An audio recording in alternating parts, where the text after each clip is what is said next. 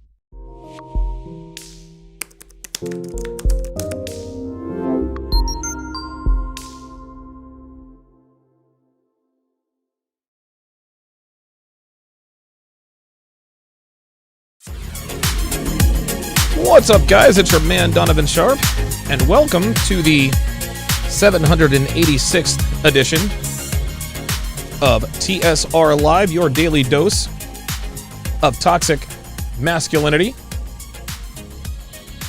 It is Friday, September 24th of 2021. It is good to have you guys in this afternoon. Of course, it being a Friday, I always give you guys my Friday reminder. If you're going out for a night on the town, if you're going on a Tinder date, whatever case may be, if you're going to the club, bar, whatever the case may be, remember 3 things on this Friday night. Number 1. Oh, thank you. Number 1. Always wrap up. Use a condom. Number 2. Don't drink and drive. Use an Uber. And number 3, send her that morning after text. There are a few things in this life that can derail a man's life faster and really more severely than a false EPAR accusation, a DUI, or an unexpected pregnancy as the result of a one-night stand. You do those 3 things, guys. That's going to save you a world of hurt, and a world of hurt, a world of trouble, and a shitload of money. Wrap up, call an Uber, send that morning after text. And when I say send that morning after text, I mean, hey, I had a great time last night. I'd love to do it again. And when she says, oh, OMG, me too, I can't wait to do it again, that right there is your reasonable doubt. Should a woman decide to try to use the law to turn your life upside down because you realized she was a hoe because she blew you in the parking lot at the bowling alley 37 minutes after meeting you, and you decide, well, you know what? Don't want her in my life. Just remember those 3 things. As always, we are streaming live to Facebook, MGTOW.tv, Manosphere.tv, YouTube, Twitch, and of course, in crystal clear, high-resolution 4K to Sharp Stream. This community's only independently owned and run platform, meaning it is impossible to cancel us. Not going to happen. Not going to happen. There we go. Let's try that again. Okay, very good. Much better. Yep. Perfect. So, however you're watching, wherever you're watching from, thank you for making the Sharp Reality Live a part of your daily routine.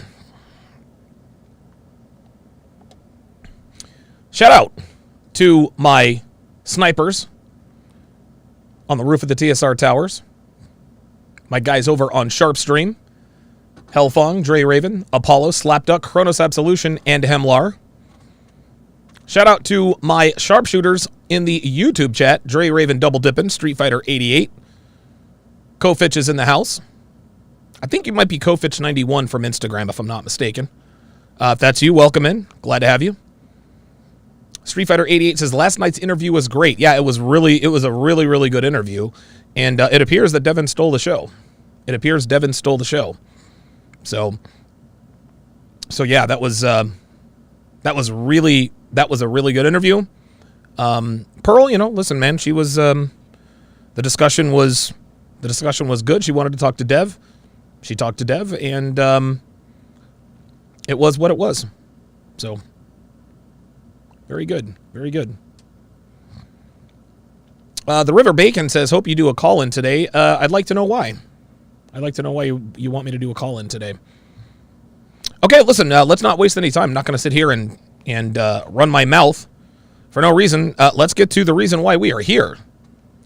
Kevin Samuels, the Godfather, did a live stream a couple of nights ago. And I actually talked to him about 45 minutes before he went on and did this live stream. He said, Donovan,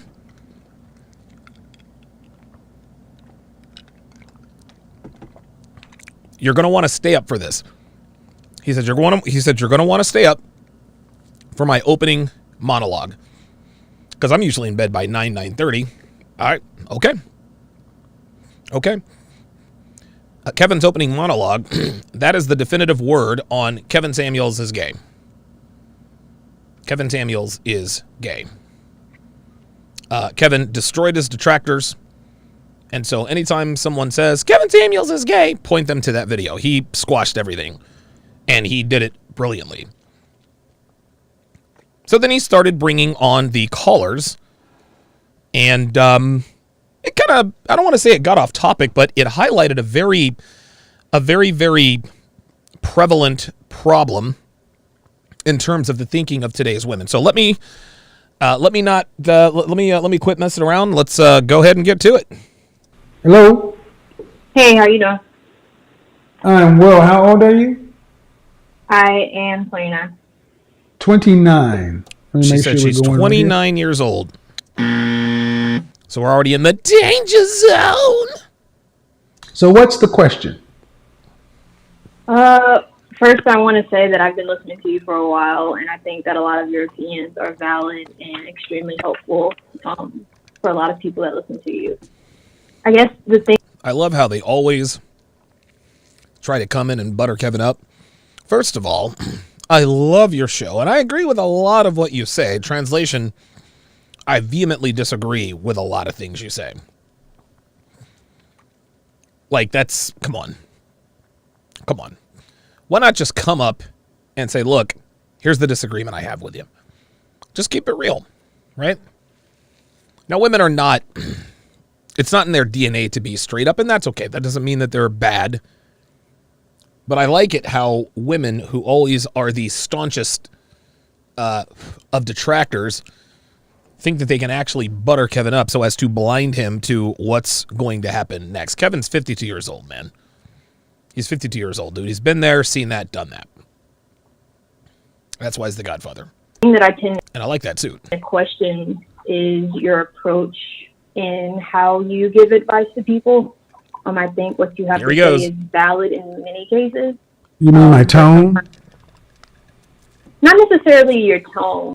Well, then what is it necessarily? What is it necessarily? Women are the constant proponents of, it's not what you say, it's how you say it. It's not what you say, it's how you say it. That's absolutely wrong. The price is wrong, bitch.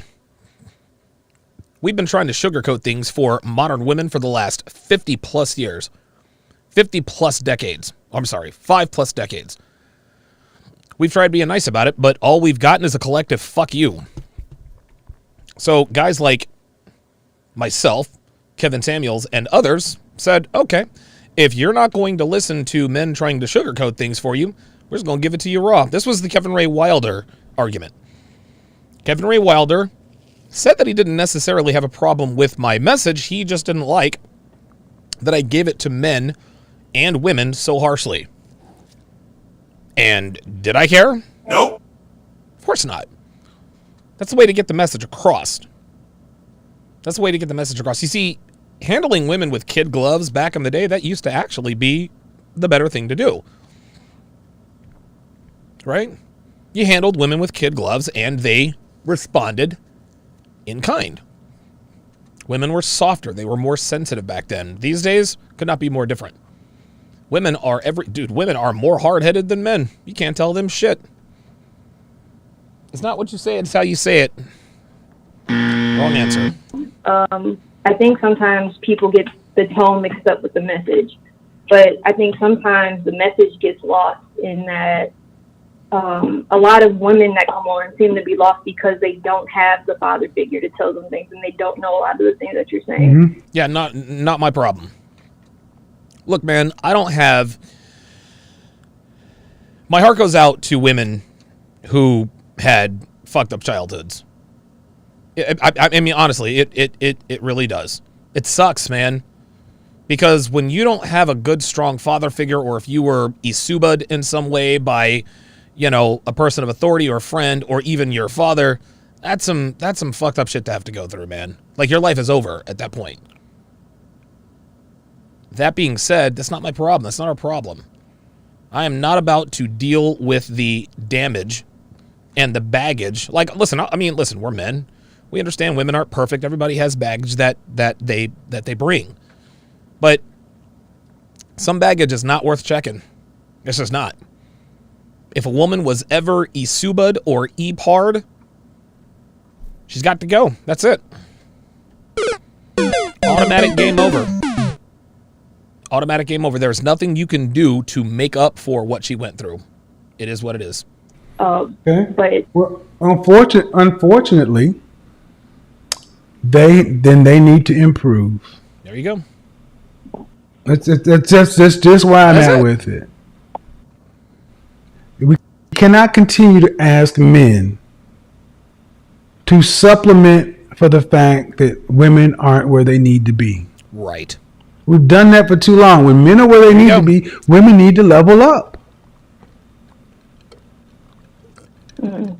Because softening the message, changing the tone, does nothing. Nope. How long have you watched my platform? Oh, here we go. I'd say probably about 3/4 of a year now. 3/4 of a year? Never really heard that, but okay. All right. There have been plenty of times where I have moderated my tone, and you get the same outcome. It's actually tends to be, and I think there's the thought out there that if Yeah, Ice Dragon Kid says more talk to us like Umar crap. Yeah, dude, Dr. Umar Johnson. Hi. Dude, that guy's as transparent as that guy's as transparent as a window. He's like a poor man's Derek Jackson. Like, that's all he does. Like, that dude, that's all he does. Is just, he tells women what they want to hear. Now, that doesn't mean he's a dumbass. Dr. Umar Johnson he's a smart man because he, like Derek Jackson, Matthew Hussey, who else is there? Jason Silver, etc. They figured out very, very early that it is far more profitable to tell women what they want to hear than it is to tell women what they need to hear. So not only do they sugarcoat the truth, they actually sugarcoat the lie. That's what makes it extremely addictive to women. You got this good-looking brother, the swole-ass nigga. Derek Jackson's a 10 out of 10. Like, any bitch would fuck him. Black women and black and white girls. And I'm willing to bet Derek Jackson has more than just a few snow bunnies in his past and present. Be that as it may, yeah, that's why Derek Jackson is a millionaire. Because he figured out from a very, very early on, he said, okay, I'm a good-looking brother. Hang on. Oh, there's Clyde. Never mind. He figured out very early on, listen, I'm a good-looking brother. There's a niche market. I'm a good-looking brother. I tell black women what they want to hear. Dude, he's a millionaire. He's a millionaire. Dr. Umar Johnson, same thing. I am not going to fault another man's hustle. Not doing it. Not doing it. Double H says you need to change your tone. Translation, shut up because we don't like what you're saying. Yeah, that's all that means. That's all that means. Anyone who says that they don't like your tone, they're telling you that they don't like the message. That's really what it is. Like, I was getting to that, but, I mean, just call a spade a spade. you were to change your tone, you'd catch more women. Mm-hmm. No. I honestly think I catch fewer Yep. based upon She's not even rebuttaling. what I know about the marketplace. So, you ever make allowance for the fact that maybe I'm not harsh enough? Ooh. Uh-oh. For certain people, I have considered that for sure. For certain people, I'd have to agree with that, but certainly not you, right? Right? Well, and that's the thing. It's like if we're going to have coaching, if we're going to have any kind of progress, we're going to have to get to a point to where the truth is the truth. And if it's like, well, I don't like your tone, the delivery, well, eat the meat, spit out the bones. But I cannot be everything for all people. And I don't think and I will say this lastly. Let me change this. How old are you again? 29. How often do you hear black? She actually looks younger than 29, so she looks good for 29. But he's about to drop the mic here. Black women care about what? Listen. And I will say this lastly. Let me change this. How old are you again? 29. How often do you hear black women care about what people think about their tone? Uh-oh.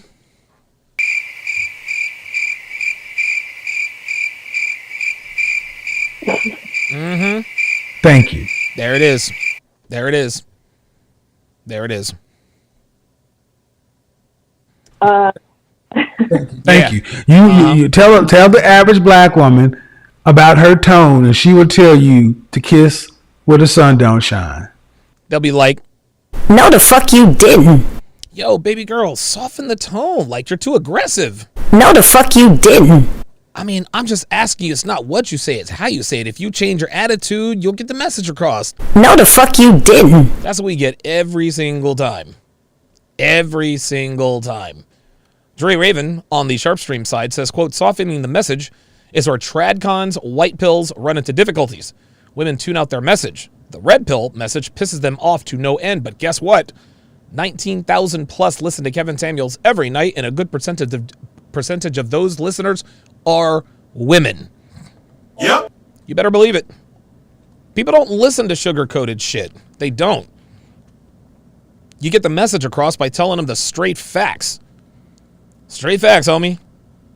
Straight facts. Hell, if nothing else, hearing someone speak very plainly is, hell, it's not only is it more effective, it's more entertaining. It's more entertaining. It's that's the way it's always been. Mm-hmm. Edward Mason said, I watched this whole stream the other night. There were a lot of good-looking women who called in on that stream. I certainly hope you're not talking about this woman, Edward. Hope you're not talking about this woman. New Jordan Era, welcome to Chat Privileges. DeMarco. At New Jordan Era, to welcome him to the TSR family. We greatly, greatly appreciate your support. We do not take any of it for granted, guys. Welcome him to the family. A New Jordan Era, NJE, I guess I'll call you. If you would, put your age and location in the chat. This way, if one of us happens to be in your proximity, maybe, just maybe, we can sit down and have a beer sometime. This is how we build communities of like-minded men. Appreciate the support. New Jordan Era also says, Dr. Umar, I like the brother, but he gets on my nerves. I don't like Umar. I don't like him at all. I don't like him at all. He is blindly don't get me started. He's just like he allows his Dr. Umar Johnson allows his audience to dictate his message. Right. Dr. Umar Johnson allows his audience to dictate the message. There are some things that I've said on my platform that a lot of my most staunch supporters vehemently disagree with. That's okay. That's okay. You guys come here for confirmation, not affirmation. Right? Yes, I talk about things from a men-centric RP point of view. That is never not going to be the case. But just because I come from that point of view does not mean that I'm always going to take the side of men. There are a lot of situations where the man is at fault. There are a lot of situations where women really are the victims. Doesn't happen often, but it does indeed happen. And I'm never going to be the guy. I'm never going to be the guy who, no matter what, always takes the side of the man. Not doing that. Umar Johnson always takes the side of black people. And I think that is very, very dangerous. Just like women who always take the side of women, no, we got to hold each other accountable. The only people Umar Johnson holds accountable are the men telling black women what they need to hear rather than what they want to hear. Let's continue. Is that accurate? Do you disagree? No, I agree. I think when you talk about the average black woman, though, does the average black woman really matter in this instance? What? Well, everybody can't be above it. You gotta meet people where they are. Yeah. The average means 50%. What are we gonna do with those people? Uh-oh. What do we do with those people? Are we only concerned with? I'm throwing massive shade. I'm throwing massive shade at Rebel 5150 for living in Phoenix, Arizona. I'm also throwing shade on Michael Lance, who lives in Newport Beach. Listen, guys, if you live somewhere I want to, I'm going to throw shade. I'm hating. Stay tuned for hit pieces on Michael Lance and Rebel 5150 Exposed. The top 10%, top 20%, top 30%? What do we do with the average ones? And then how do you know? Yeah, I mean, the average ones are the ones listening to your platform and getting upset. Well, but are they the ones that need to change or improve? Yep. Go on, tell it, girl. Go on. I think So what are they upset with? So Right. what are they upset with? The fact that my tone, my delivery. Why are we focusing on that? Because those men's lives matter. Probably both, But it's easier to focus on me. of course, because you're the one delivering the message. Well, because that's human nature to deflect. It's human nature. Look, I got nothing against this woman. You can tell. Listen, she's not upset. She's not. She's not upset. She's, listen, she is, hey, man, she's having a little back and forth with Kevin, and Kevin is, letting her know what's up. I don't think and I don't really sense any attitude or negativity from this woman. I think that she is parroting the things that she's been told all her life. And an articulate man who is not going to just bend over because she's a woman is telling her just like it is. And I don't think she has a problem with it. I really don't. To blame somebody else. You ever been caught in a speed trap? Shit. Driving? Hell yeah. Mm-hmm. Yes. And did you ask the cop, but why didn't you pull that other car over? I thought that, but no, I didn't ask him. Yeah, but if you ask, he'd have said, yeah, that one was speeding, but I got you. Does it change the fact that you were speeding? No. Right. Never. So, and the reason why she didn't say that is because she's black. Let's just be honest. Listen, I wouldn't. Dude, when the cops pulled me over, it's yes, sir, right away, sir, hands on the steering wheel, sir. I'm going to reach for my license, sir. I'm going to keep my other hand on the dash, sir. I have no weapons in the car, nothing that can stick you, sir. That instantly de-escalates the situation. ladies, the tone's not going to change. It's as moderate as it's going to get. It'll catch the. Yeah, Ice Dragon Kid says she let it slip that she believes she's above average. Nope. I mean, she could be. She could be. Right? If she had another hairstyle or if she took care of herself a little more, yeah, she could, she could be above average. She's not a bad looking girl. It's just not, she's not above average. People who are wanting to be caught. The women who don't want to be caught, they're still here too. Oops. Uh-oh. They're here and they're listening. Don't tell them, Kevin. Don't be spilling these women's secrets now. Come on now, Kev. You going on these bitches every night. Every night. Chris RT on the Sharp Stream side says, Umar is a scam artist, and you know it. A lot of people say he is. I don't know enough about Umar Johnson to make that assertion. I always know what to expect from him. I always know what his rhetoric or talking points are going to be. I honestly think far too many people today, I think, just want to have something to complain about. Oops. Uh-oh. But if you complain and you're doing something, that's one thing. But if you're not doing anything, it don't matter what I say. Can't help you. Appreciate it. Hold on. Hello? He said, appreciate you. Hi, Mr. Samuels, how are you? I'm okay. How are Oh, Mr. Samuels, how are you? Uh-oh. I sense a little, I'm good. I sense a little C-thrim. I sense a little C-thrim. Y'all know what C-thrim is, right? That's right. Cloak the hood rat in me. Let's run that back. But if you're not doing anything, it don't matter what I say. Appreciate it. Hold on. Hello? Hi, Mr. Samuels, how are you? Hi, Mr. Samuels. How are you? How many times has that woman ever used that salutation? Yeah, that's what I thought. I'm okay. How are you? I'm doing well, sir. I appreciate you having me up here. What do you got for me? So I am a mother of 3 sons, and your content, like I told Dr. Johnson, has...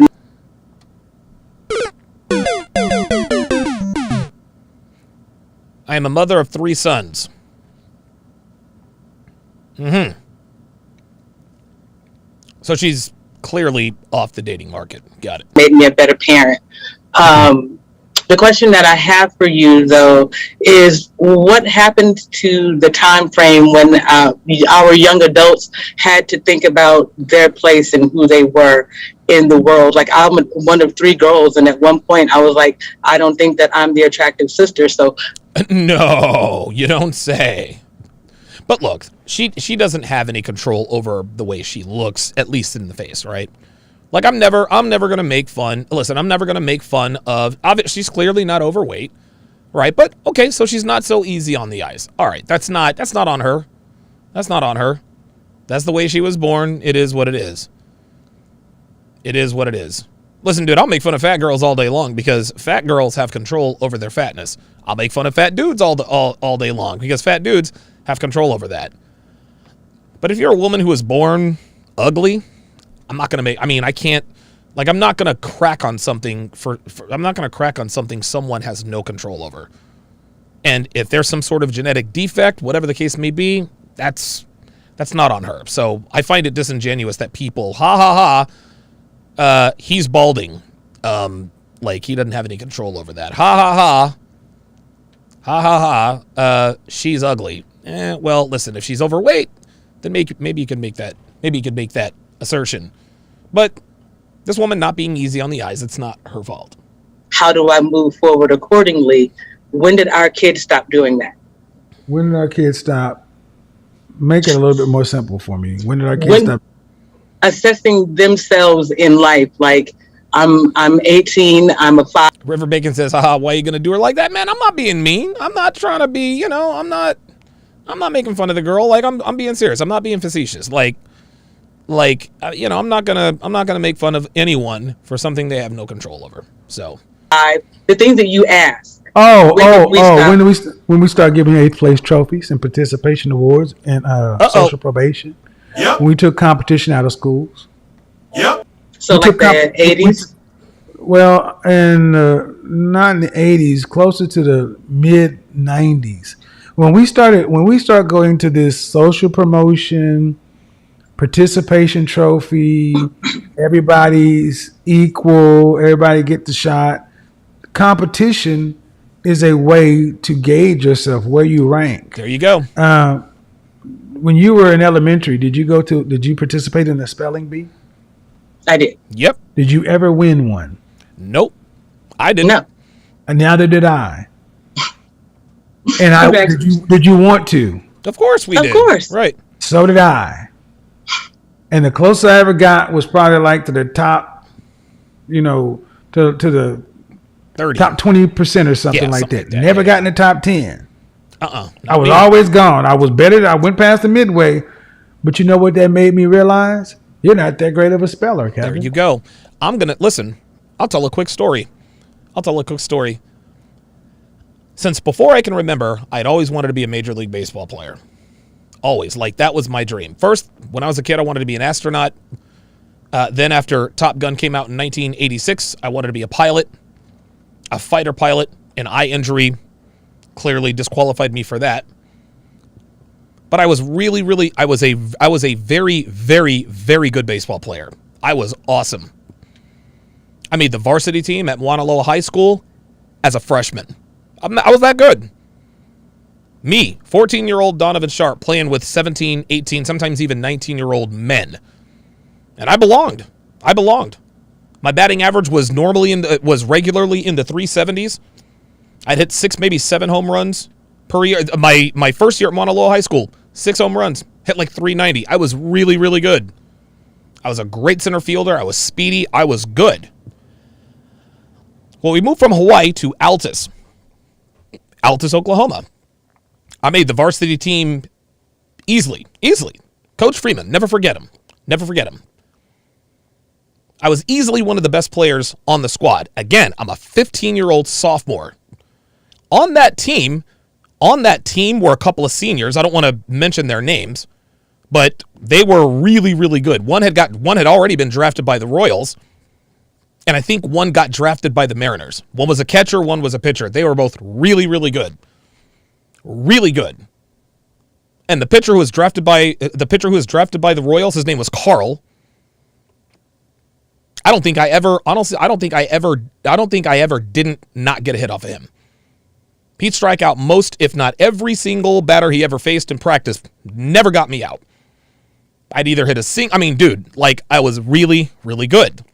I was like, dude, Carl, I don't want to say his name, cannot strike me out.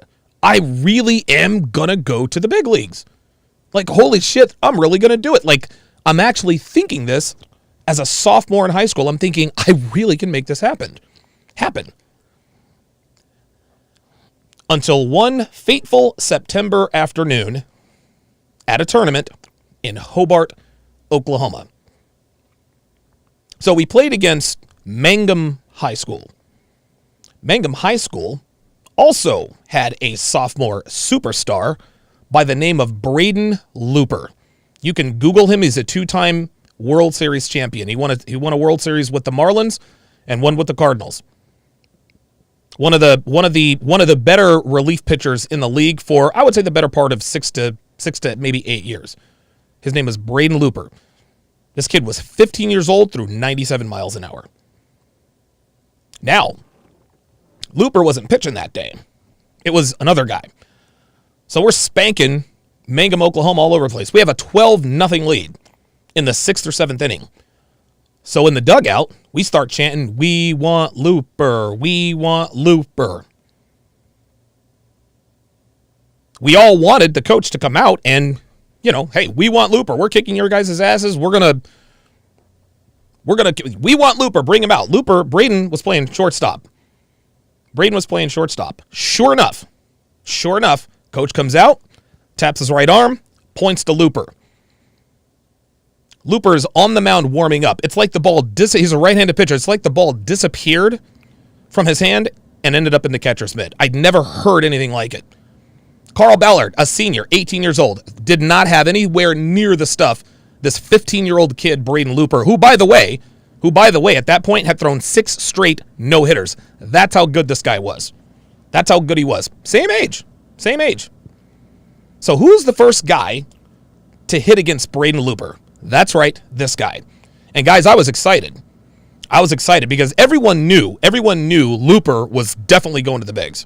We all knew he was. So I said, you know what? This is my opportunity to really, because, listen, I wasn't delusional as a kid. I was not delusional as a kid. I didn't play, it was clear that I didn't really play against the best competition in baseball. I mean, how many major leaguers come out of Hawaii? What, Benny Agbayani, the flying Hawaiian Shane Victorino? I mean, we got a few every once in a while, but Hawaii is not really a baseball factory.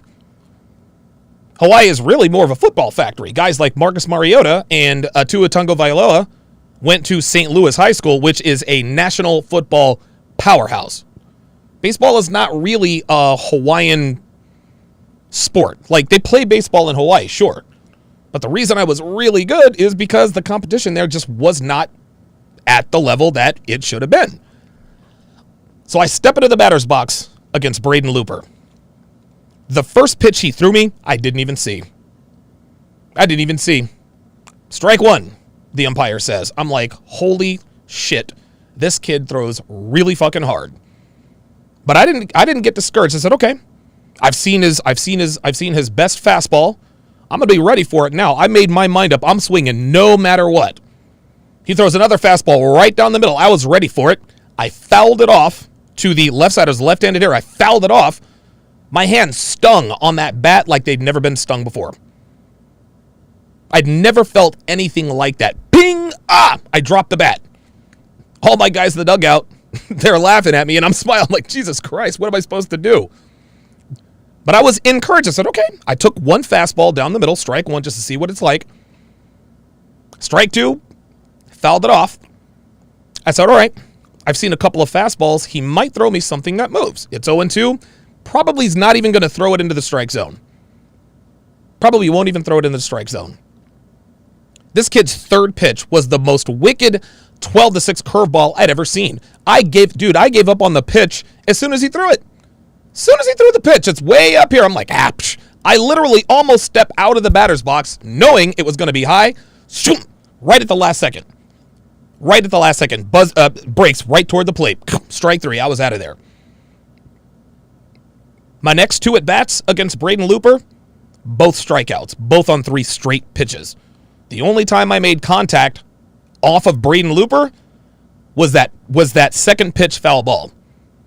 I was 0 for 3 against Braden Looper, and that is when it became clear to me that I probably wasn't going to play Major League Baseball because this kid we all knew was going to go to the bigs. This is my time to shine. Like, if I really think I've got what it takes, then this is it. Braden Looper humbled me, and I wasn't distraught. I said, okay, well, it looks like I'm going to have to find another career path. The point is, guys, is that in my generation, Generation X, we knew that there was a clear difference between winners and losers. You were either good or you were not. There's a lot in between, but by and large, we're very realistic with ourselves because we were forced to be. There's a field, you guys all remember field day in elementary school. That was great, but it was competitive. There were winners and losers. Not everybody got a fucking trophy. Not everybody got an ice cream sandwich. Oh no. To the victor go the spoils. Well, kids these days are not privy to that kind of competition. And that, in large part, is why this generation of kids is very soft, because they have no idea what it's really like to lose. They have no idea what it's really like to be defeated. Very true. Okay. So I wasn't in the beginning, so I didn't get to say the 2 things that I questioned about what you say, if you don't mind. Right. You talk about the weight of women, and I agree with you. I used to be 330 pounds 15 years ago. Damn! God damn!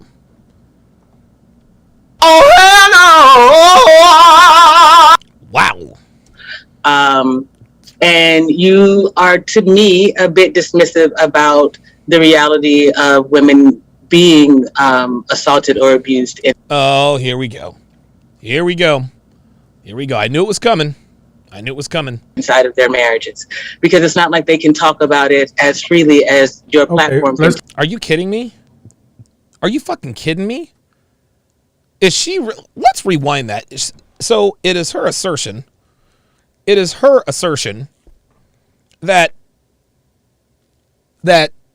black women can't talk about how they are isubad in their relationships. Are you serious? That's all they talk about. Like, what is she talking about? About the reality of women being assaulted or abused inside of their marriages, because it's not like they can talk about it as the cap freely as your platform. Let's talk about one thing. We went from weight to assault. Pick. Okay. I can't do it. Which one is what? I guess it's probably easier to talk about getting women to change their weight. I don't know. I don't know. You pick which one, but you just did 2 things, and I can't address. Okay. The weight loss. Okay. Like that was a big bitch. I agree with you that our women need to be healthier because we. Oh yeah, dude, I love field day. Those of you guys who are Gen Xers, dude, field day was the day. Like, yo, we were trying to win. Dude, I was in at 6th grade Hickam Elementary School in Hawaii. There were three sixth grade classes that they all knew were going to compete.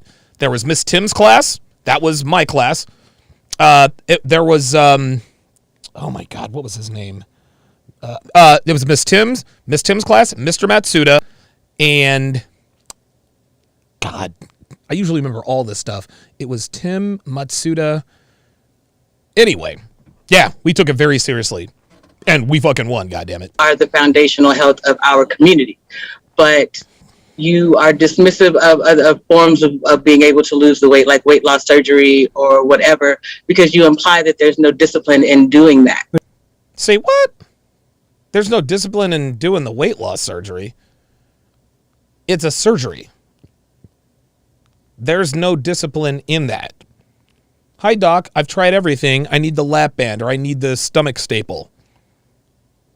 You know what they do? They end up needing another surgery because they end up making their stomach larger again. Like, what discipline does it take to get weight loss surgery? What is she talking about? There is none. There's none. There is. Okay, hold on. No, there is not. What the fuck is she talking about? Hold on. Okay, yes, sir. Sorry. Robert Eliezer said, 1992 tug of war champ here. No big deal. No, that is a big deal, homie. Real talk. Hey, man, don't sell yourself short, bruh. Don't sell yourself short. Come on now. Listen, a tug of war title, that's no small feat, man. No small feat. There is no discipline in going to get a weight loss surgery. Of course not. Nope. It's a surgical procedure. What is the relapse rate or the fail rate of women who? Let's go look it up. Uh-oh. What is the rate of people? Hemlar says bullshit. There isn't discipline in doing the weight loss. No, what he was saying, Hemlar, is that there's no discipline in going to get weight loss surgery. Yeah, Ice Dragon Kid says you can tell she listens to Umar. Yeah, exactly. What is the rate of people who end up back overweight after bariatric surgeries or things like all of them? that? Well, not all, but a high percentage. I no longer know offhand, to be honest. I can say that I did it in 2007, but I'm not. Okay, but my point is, it is bad enough to where people have to go in and get additional procedures.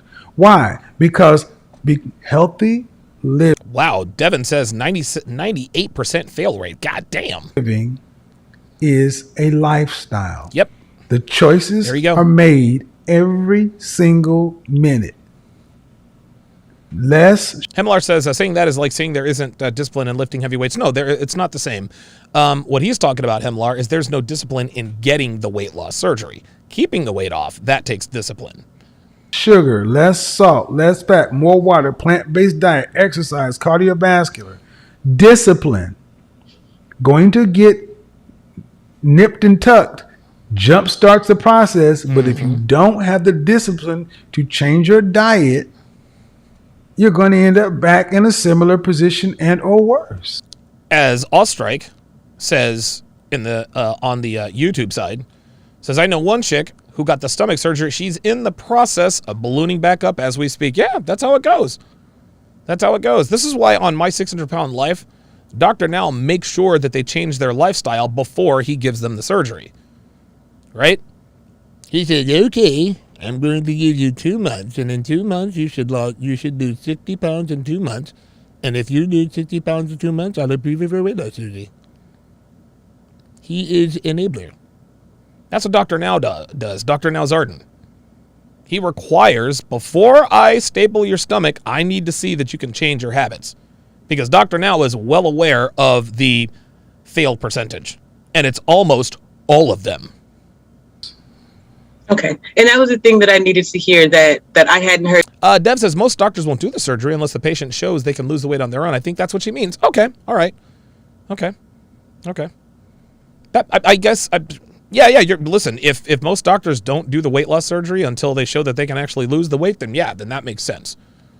That makes sense. You say before, because I agree with you that the surgery is simply a catalyst, it's a jumpstart, but you have to have discipline. And now our community lacks discipline. I agree. I'm not a fan of surgery in the first place.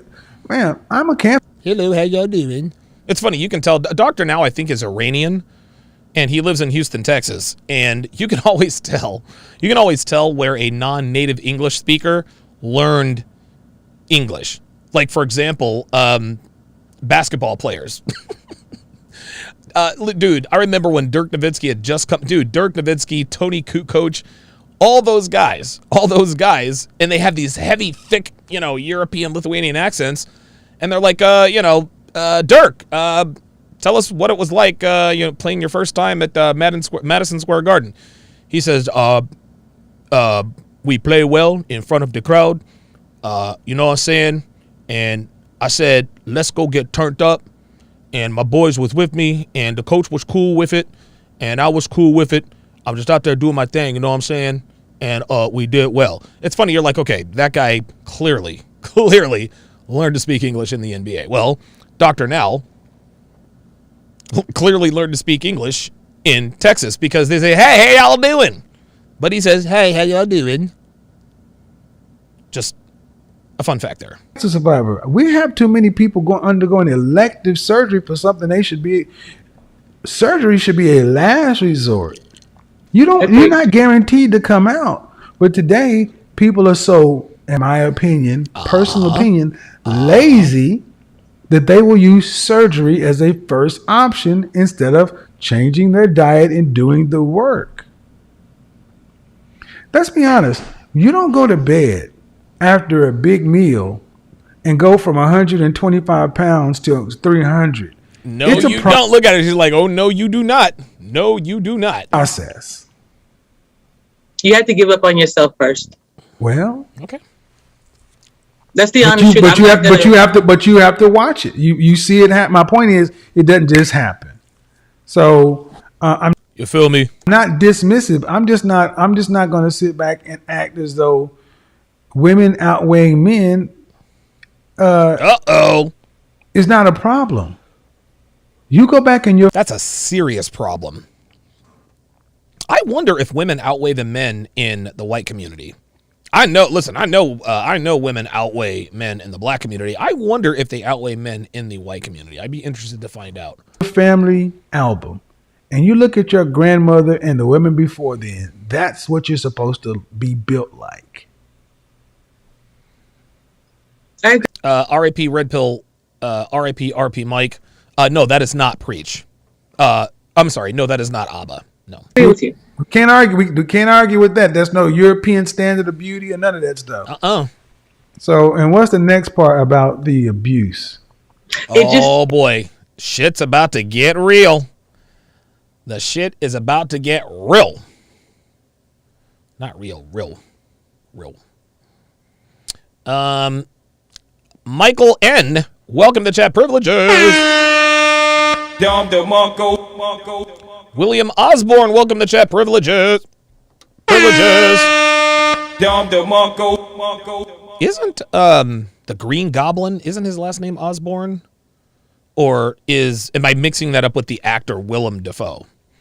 Either way, Michael and William Osborne, at both of those guys, to welcome them to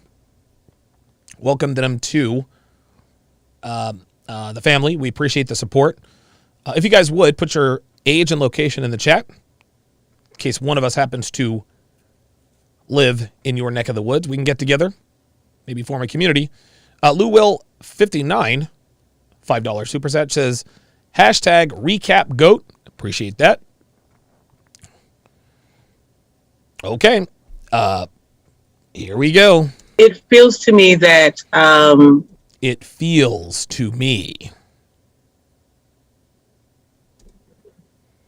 It's a bit dismissive to be like to say that it's not happening to women or that women aren't being abused inside of their marriages and aren't. Are you kidding me with this, man? Are you serious?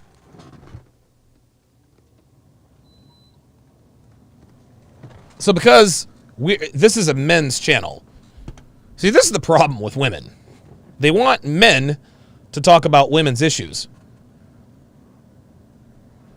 Nope.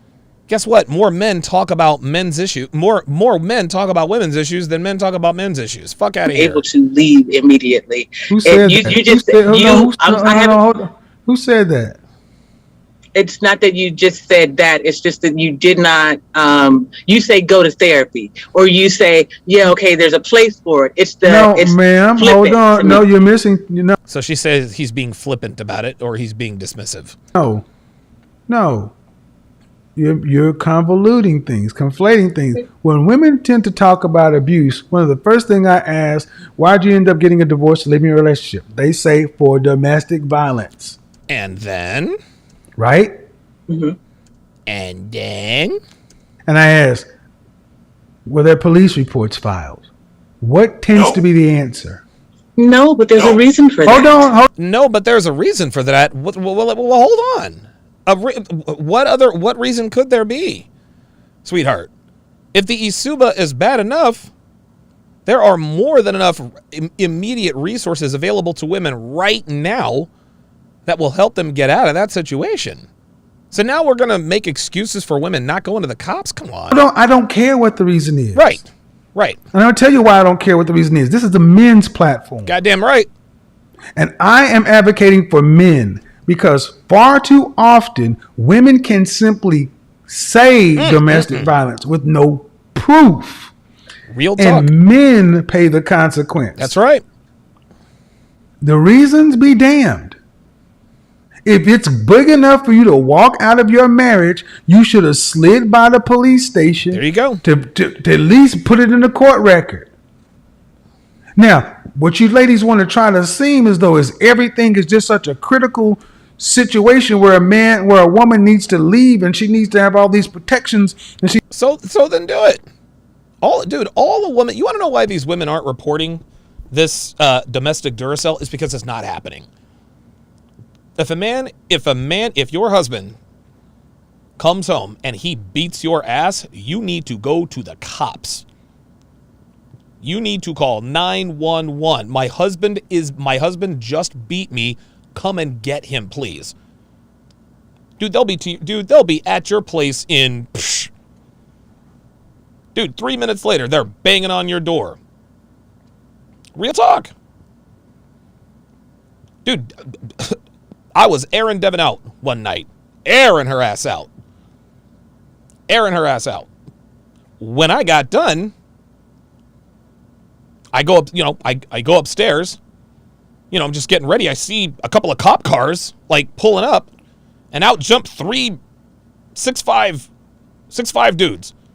I was like, damn, I wonder who they're here for. Guess what? I heard a banging on the door. So I go to open the door. These 3 big motherfuckers are standing right here in front of me. And I'm like, can I help you? They said, yeah, we got a call of domestic disturbance. And I looked at Dev I'm like, did you call them? She's like, no, I didn't call them. So they said, okay, just nobody say anything. They said, they asked Devin, they said, okay, you come outside with us, and then these 2 officers will stay in here with you. And I was like, all right. And they weren't really talking to me about anything. They saw pictures on the wall, they were like, oh, see, you guys went to Hawaii. I was like, yeah. We went to Hawaii back in 2016. I was showing them all kinds of stuff. I knew I wasn't guilty of anything, right? So then the officer brings Devin back in. He tells me to come outside along with the other 2 officers. And he says, so somebody called the cops because there was a domestic disturbance. They said that there was a possible physical isuba going on. I said, no, that's not what happened. I said, yeah, but I said, yeah, I raised my voice and, I banged the table a couple of times. I'm a boisterous guy, but, breaking your own stuff is not against the law. Is it, officer? They said, no. He said, so there's nothing. I said, no. I said, dude, look at my hands. Look at my whatever. Right? So they said, okay, well, have a good day, Mr. Hopkins, or have a good night, Mr. Hopkins. We'll see you later. Somebody called, and see, all of our neighbors know that I'm this big hulking black guy and Dev is this white girl. So they think some nigga is in there beating a white girl's ass. That's probably why they picked up the phone, right? And that's not the first time I'd ever had a knockdown, drag out. Well, not literally, but that's not the first time I've aired Devin out. But for some reason, someone felt it necessary to call the cops. And Devin told me when she got out there, she's like, look, and they kept asking her, are you afraid? Are you in danger? Blah, blah, blah, blah, blah. She said, no, I'm not afraid of my boyfriend. Look, I have no bruises. I'm not like I'm good. Like, fuck out of here. So they said, okay. And they asked her, are you afraid? Listen, just tell us you're afraid and we'll take him in. She's like, guys, I'm not afraid. I'm not afraid. All Dev had to do was say, I'm afraid. And they'd have locked my ass up. I'd have been gone for 3 days, at least 3 days. Real talk. The point is that women do get advocacy. Anytime a woman is in distress, all she has to do is say something. Doesn't even have to be to the cops. Be on social media, on her Facebook, Instagram, and everybody just rushes to believe her. So for this woman to sit here and say that Kevin's, what this woman is essentially saying is that Kevin Samuels, with his platform, is responsible for pointing out the plight of black men and black women. And to that, I say, fuck that. Get the fuck out of here. You kidding me? You want this dude to be Dr. Umar Johnson? No, fuck that. Fuck Umar Johnson. Fuck Creflo Dollar. You are not about to turn Kevin into those guys. Go on back to them, man. You ain't finna come in here and change Kevin's message. Fuck you think you are? He's having to do all this stuff in the middle of the night, and that is not the norm. That's not the it happens, but it's not the overwhelming percentage. Nope. And what also happens when I tend to ask about domestic violence, I ask, did you return fire? What do most women say? Yes. Of course they do. And then I ask about, what about you in emotional and verbal abuse? Yes. Where are the police reports? Men can't file those things. So my question is to you, why is it that men should just accept what a woman says without proof? I don't think that they should. I just did an entire video on how we should do a better job of being loyal to our men. And Double H says, I know Italians and Cubans talk very loud and are very animated with their hands. I mean, look, dude, I was throwing shit around. I broke a table. The situations that are going on in the court system today, while I may I feel a certain way about what's happening or what R. Kelly and Bill Cosby may have done.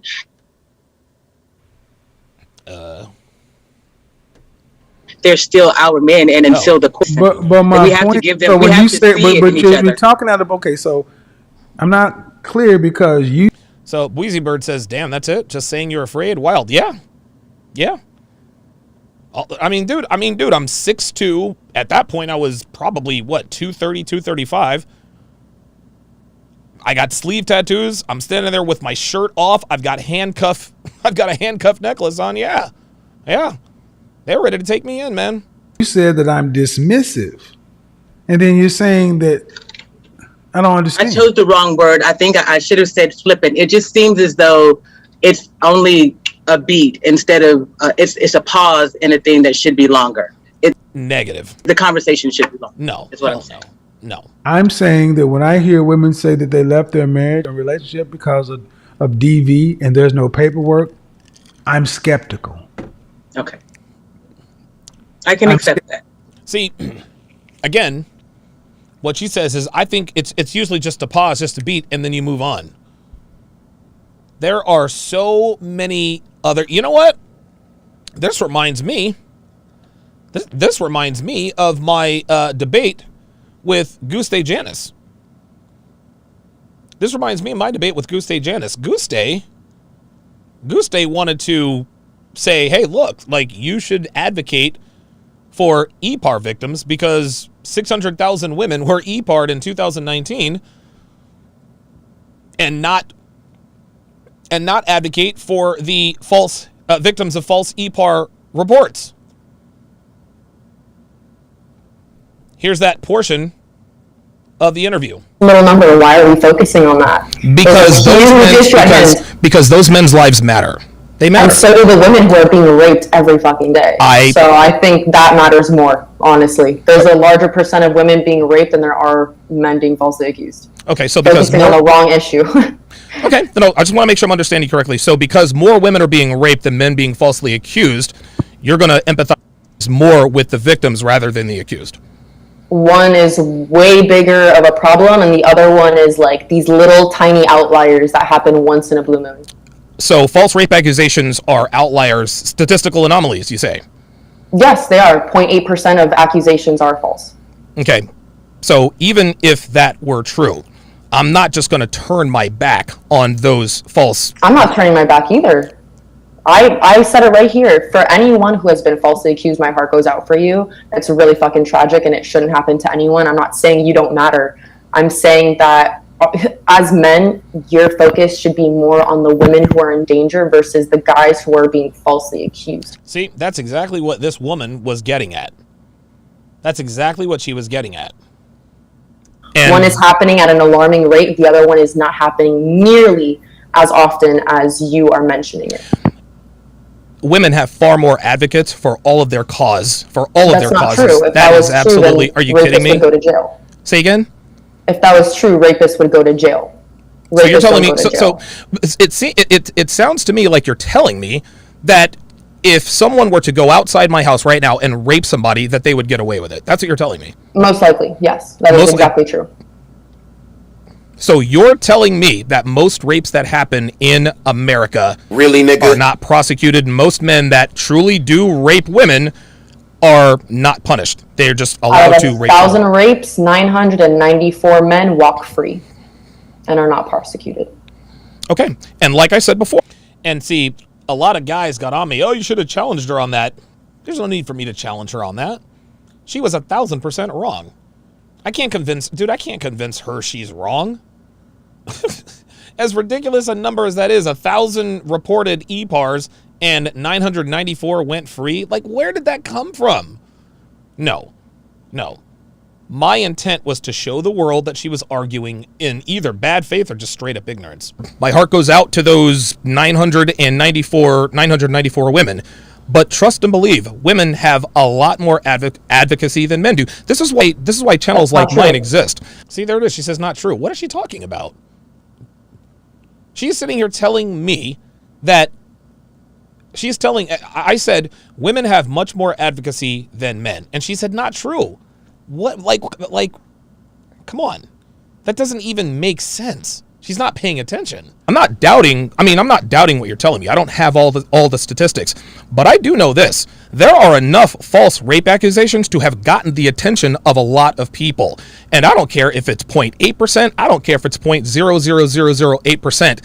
That's too many. 994 women being raped. That's 994 women being raped in 2019 is too many. 600,000 women being EPAR'd in 2019. So let's do some math here. 600,000 women being EPAR'd, and that's, dude, I don't know where she got that statistic from. 600,000 divided by 365. That is 1,643 women who are EPAR'd every day. Every day.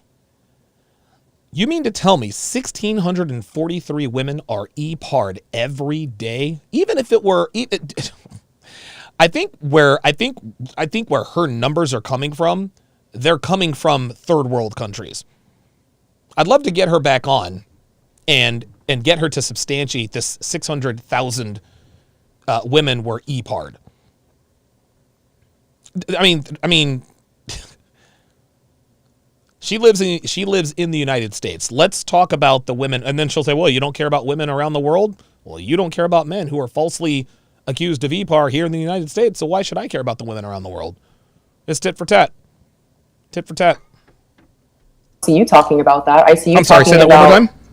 I said 600,000 women being raped in 2019 is too many.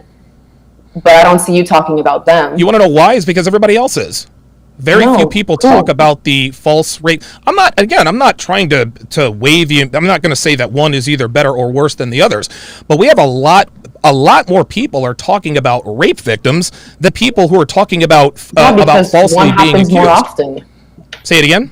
One happens more often. Why would you talk about something that barely happens when there's such a larger issue? Look at my face. I'm like, are you kidding me? Look at this. I'm like, dude, are you serious? At hand, 1 in 6 women are being raped. This is a fucking problem.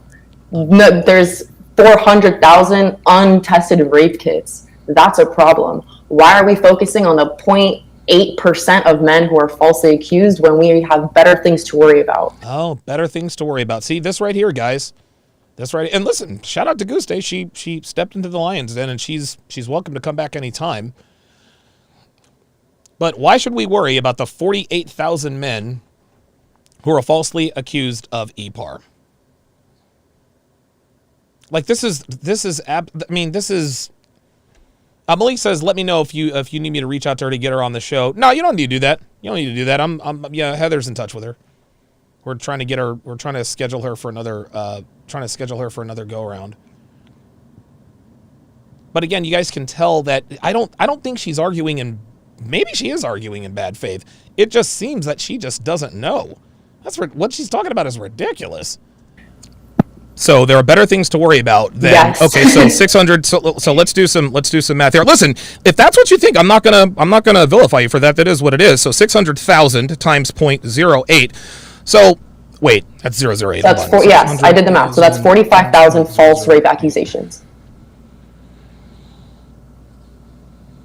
Times 0.08. That's 8%. Yeah, that's 45,000 false rape accusations. And then divide that by 600,000 and you get 0.8%. That's how many accusations are false. It's 0.8%, not even 1%. Right. Not even 1%. Right. Not even 1%. You're right. That's a very small number. 48,000 is a very large number, or 45,000. That's a very large number. 45,000 men have been falsely accused of rape. 600,000 have been actually raped.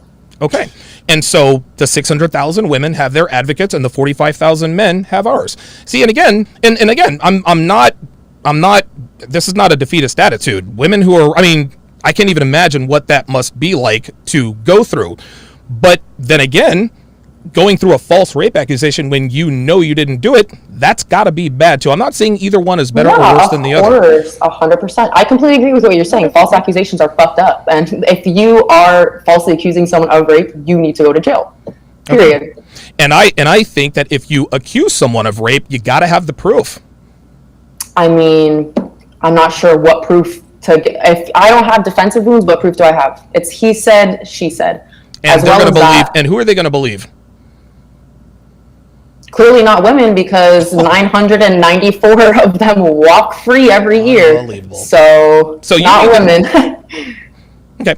So you're telling me that if it's a he said, she said type of deal, right? Yeah. And they're walking free. Now, here's what we're leaving out. Okay. So there are a lot of false rape accusations, but you see, the false rape accusation that effectively ends a man's life, so to speak. If he doesn't have money or fame or clout, that ends his life, man. The Duke Lacrosse boys, Colin Finnerty, Reed Seligman, and David Evans, their lives were forever changed. They were forever changed. They had to go and change their names legally, right? And again, we know that they were not guilty, obviously, because of the whole DNA thing, right? But the point is that you have to have proof. Crystal Gail Mangum lied because she knew she'd get away with lying. And the reason why, now here's the thing, I'll agree with you on this. I guess the reason why rapes are on the rise is because you're telling me that most rapes don't get prosecuted. Mm-mm. I guess that remains to be seen. I guess I'll have to do some research on that. But you want to know why women continue to falsely accuse men of rape? Because they're not being prosecuted for falsely accusing men of rape. You see, when a man gets falsely accused of rape, he loses his job. A lot of times he loses his family. He becomes a public pariah. He's got to move, change his name, and he didn't do anything. Again, Brian Banks. Yeah, that sucks.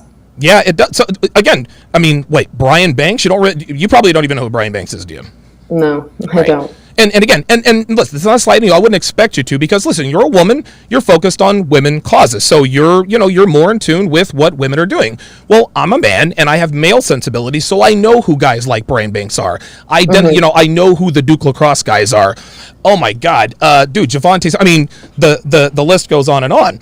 And so as far as you're concerned, listen, man, I'm all for women being advocates for women who are raped, who do not get justice. If the rape kit's not being tested is really a funding issue, something's got to be done about that. Yeah. But I have chosen to be a men's advocate because there aren't enough men's advocates. There just aren't. Oh, 100%. I think that, but here's the thing. It's just like, for example, when I was on Fresh and Fit, Myron is constantly saying like, oh, like showing your feelings and like emotions, like that's weak and like no one likes that, it's not attractive. But in order for women to understand the problems that men are facing, you guys have to talk about it. You guys have to speak about your emotions and your experiences with these kinds of things. It's an important discussion to have. And by men saying, oh, like if you show emotions and you're vulnerable, like blah, blah, blah, it makes men suppress these emotions, creating so much issues for men, because once you suppress emotions, I mean, that's trauma. I don't know what men suppressing their emotions around women has to do with being falsely accused of rape. We were talking about something else I don't remember. But okay. Yeah, she just kind of got lost in the sauce there. But yeah, that's the main point. That's the main point. Women are taken at their word that these things happen. And when they're not, they don't know how to act. Wait a minute. If I said I was E-Part, I was E-Part. Where's the proof? Right? And, I mean, Guste said herself, if I don't have defensive wounds, where else? I mean, what do you... listen, if you were E-Part, meaning you were forced to have sexual intercourse against your will, there will be defensive wounds. Then you get a rape kit done. And then she gave some documentary, well, 400,000 rape kits haven't been tested and this and that and the other. So her argument was that most men who commit the crime of E-Part get away with it. And that's not even close to true. Yeah, Stephen Ortiz says, don't forget the Brooklyn Five. Yeah, the jogger case. The jogger case. God almighty. Antron McCrae. Man, who were the jogger five? Corey Wise. Raymond Santana.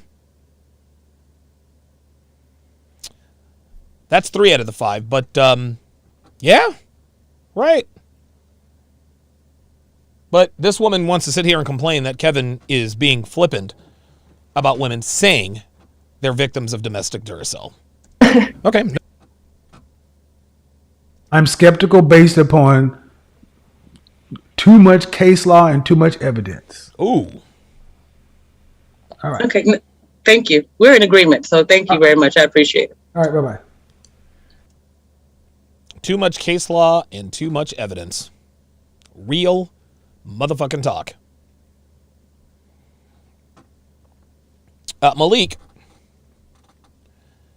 Dre Raven says, I said it before and I'll say it again, there's nothing more to Guste's story there. There's something more to Guste's story there. It is my opinion that her vehemence is coming from something in her past or that over someone close to her, she is lashing out over pain and not thinking logically or fairly. I agree with that. Malik says she failed to realize that because of false accusations, it becomes harder to believe women who are actually E-Part. There you go. There you go. That's exactly right. Helfong says, I checked the FBI crime stats, and she's not even close. Yeah, I don't know what she's talking about, man. I have no idea what she's talking about. I mean, like, her stats were just so out of this world. Ridiculous. Hemilar says, funny, I did the math. Feminists say that one of every 4 women get E-Part in the U.S. Another thing that is a fact that women outnumber men 2 to 1. So there's about 200 million women that could potentially be E-Part. So that is allegedly 50 million women allegedly being E-Part. There were only 600 to 700,000 cases presented to the police in 1 year. That's less than 1%, and 45,000 of all of those cases may still not be much when you compare the percentages more often than men being falsely accused than women actually getting E-Part. There you go, man. There you go. Jerry Avon says, I know a chick who spouts this kind of myopic shit. According to her former live-in boyfriend, statutory E-Part her 15-year-old daughter. And she has the same vehemence and lack of concern over falsely accused men. Unbelievable. No, that woman is pissed. That woman is pissed off because her boyfriend chose her daughter over her. That's what that was. That's why she said statutory, right?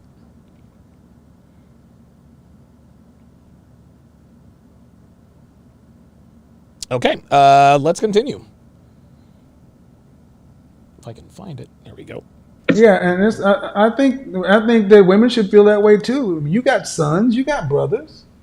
Women shouldn't just be able to say something happened and it'd be all right. Real talk. Hello, Mm. Hi, how old are you? I am 43. Woo, Hi. 43. What's your question? My question to you is, how often do you take into consideration the plight of the woman, Oh my the God. black woman?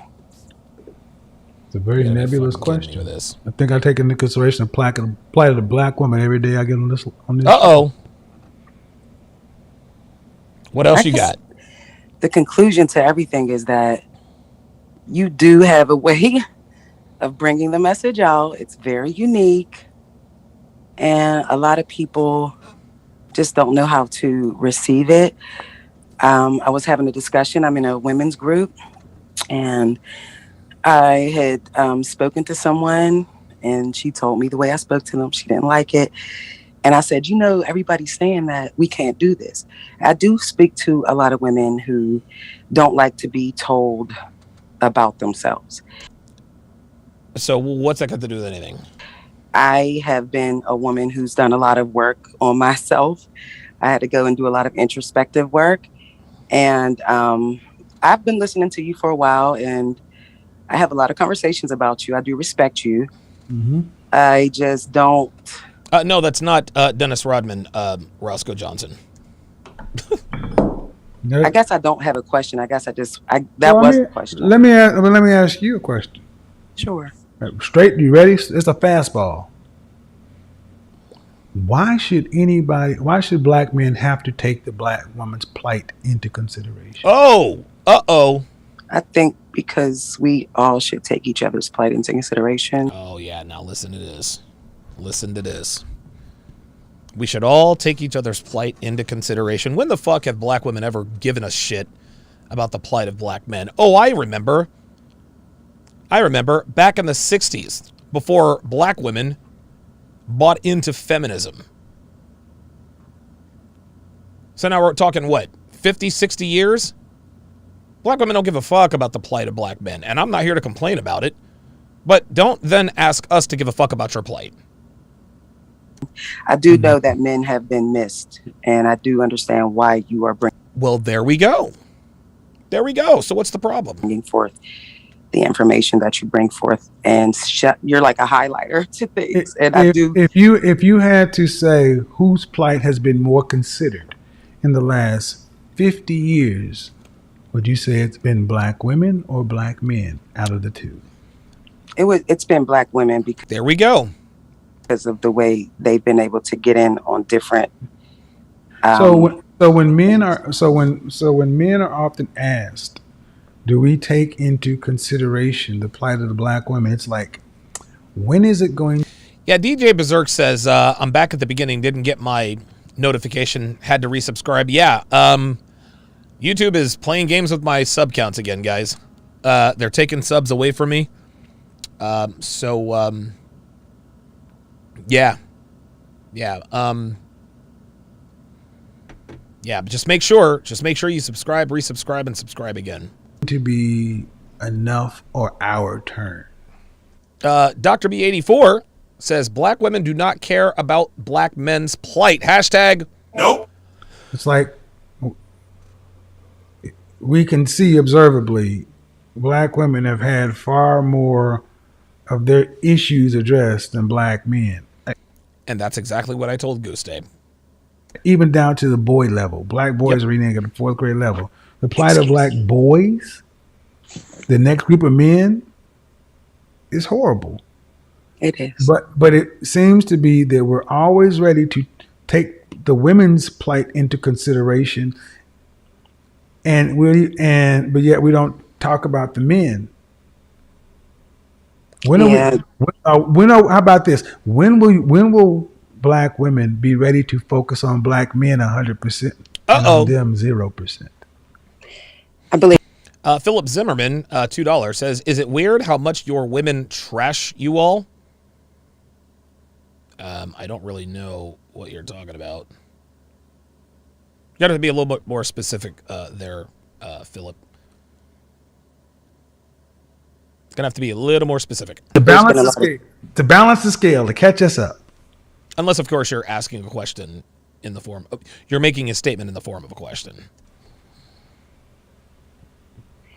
Well, there's been See that? She ain't never thought about that before. Look, check it out. I believe To balance the scale, to catch us up. Be ready, but yet we don't talk about the men. How about this? When will black women be ready to focus on black men 100% and on them 0%? I believe to balance the scale, to catch us up. Well, there's been a lot of disappointment. There's been a lot of disappointment on either side. No, see, here she goes. What she's trying to do is she is trying to equate black men with black women. Nah, man. Nope. False. False. See, what she's trying to do is she's trying to split responsibility. Okay, yeah, the black community is fucked up, but we've both fucked up. Wrong. From both sides, and I'm talking about from down in the gutter of the hood all the way up to the highest class of persons. I get it, disappointment, but there we go. So you guys are saying black women trashing black men. He's talking about black women. No, he said, how weird is it how much your women trash you all? I mean, black women talk all the time about how white girls are taking their men, and our response is, we don't belong to y'all. We're not your men any more than they're our women. So that's why I asked him to elaborate or specify, because it doesn't really say much. Is it weird how much your women trash you all? I don't know. You got to be more specific, Phil. You got to be more specific here, buddy. I mean, I'll answer your question, but I need more information. Democracy still reigns. You're still, even in the land of the blind, the one-eyed man is king. There you go. You're still on top, even in the hood. There it is. What I'm basically asking is, when are black women going to start considering the black man's plight above their own? Never. And you want to know something? At this point, I don't care. I mean, listen, maybe that makes me a bad person. I don't give a shit. Dude, I don't need any woman to care about the plight of men. I don't need black women, white women, Hispanics. I don't need women to... We don't need women to care about our plight. We don't. We have proven as men that we can do it without chicks. We can do it without women. We don't need female advocation to push our goals and agendas forward. Shout out to William Osborne with the $10 super chat. Says, great content. Keep the truth flowing. You know it. Including their brothers and sons. I do believe that even going all the way back into slavery that we did. Basil Denson, $2, says this woman is dangerous. Talking about Goose Day. Yes, she is, and I've said that before. That's where the pimp and hoe game came from. Let's just be clear and honest. What happened? It's where the pimp and hoe game was born at. The pimp and hoe. So now she's going to blame the deplorable state of black women on slavery. Here we go. The men not being able to work. I get it, but we're in 2021. I'm not going back to slavery. I'm going to say, when are women... I wanted to finish with the pimp and hoe thing. It's kind of gotten to a de facto pimp thing, like where men have come into homes and left it off of the corners, and now they're in homes trying to do things to women's minds. And hold on. Do things to women's minds. Okay, fair enough. But women aren't trying to do things to men's minds. Women aren't trying to do things to men's minds. Listen, this woman is right. We got some modern day pimps out here who run circles around these hoes psychologically. They are psychologically superior. They know what to say, how to frame it, etc., etc. But More women do this to more men. I said that to Jen when I debated her on the Lead Attorneys podcast. I said, look, man, yeah, men do shit on women, but women shit on men a lot more than men shit on women. Women shit on men as a matter of habit. Like, what the fuck are we doing, dude? Hold on. Men are doing what? They are bringing, like, you know how a pimp is just a pimp. They just admit it. They admit that they are who they are. And so there's a game to that. And then there's the square world. Now, when you what are men doing? The square ones, huh? Uh-oh. Look. You let them talk long enough. Eventually, they tell on themselves. There are certain men. I'm not going to say all men because I do respect a lot of men. And I do have a lot of respectable men in my life. So I will not just... So why are you single at 43? I'll wait. Yeah, I didn't think so. Try to bash men. What are men doing? There are certain men on an average level. Because I know you say a lot of men. What are men doing? Average men. Listen, you said a lot of women don't want to date I need you to get to what men are doing. These average men. I want you to be clear. I want to be clear on which men I'm speaking about. There are certain average men that will go into a woman and they want to know how many degrees they have. They actually want to know how much money they make. What? And they want to kind of get the woman to support them. That's not an average man. That's a pimp. That's what that is. Like, what kind of niggas is she dealing with? Like, real talk. Yeah, Roscoe Johnson says she dates pimps. Yeah. That's why she's 43, single with 3 kids. Likely by 3 different niggas. Fuck out of here, man. But there are men that do this. Hold on, ma'am. Hold on. Nope. Now we got a problem. What's the problem? Uh-oh. He said, now we got a problem. Oh, boy. Mexican man and cheese. That's awesome. $5 says, women consider themselves more empathetic than us, but have zero availability to look at our struggles. The empathy only goes as far as the nearest woman. You're right, but I'm good with that. Break it down. Because you come in with that same old bullshit. Oh! 54% of black men are single and childless. Yep. 50 freaking 4. 61% are in the middle class. 30% are married. We got 80% of our children being born outside of the bonds of marriage. That means, by the math, 54 and 30 is 84. 80% of the kids are being born to 16% of the man. So if you letting the man come in, it's because you're overlooking the lion's share of the men that you should be looking at. So if you get pimped, you shouldn't be a hoe. Oh! God damn! Holy, hold on. Yes, sir. Woo! Oh my God, look at her. Mouth wide the fuck open. Where? Right at $5 says her voice is raspy as fuck.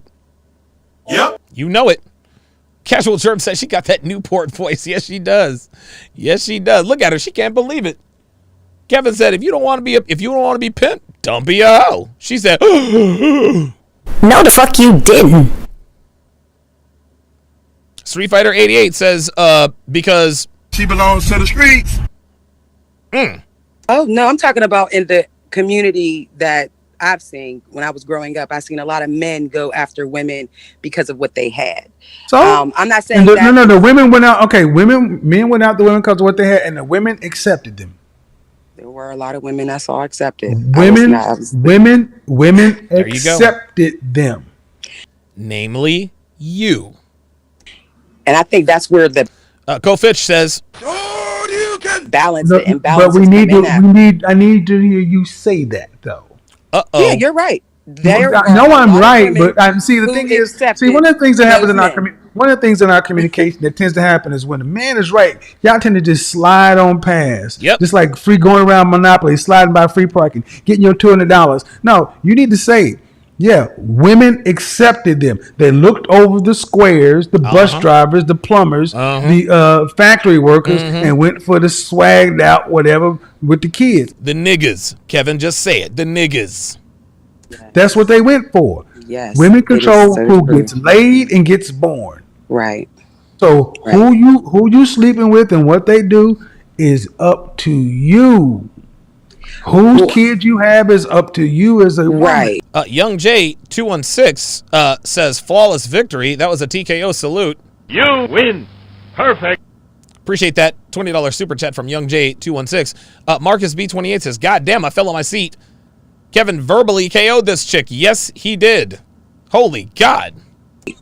But I believe that's why some of the women that you speak with on the platform don't want to go for men like that, and they're in that masculine energy with go for men like what? Go for men like what? Go for the men average like what? men that you're saying that they should, look at like the $20 an hour men and things like that. I think that's probably where the imbalance is all I'm saying.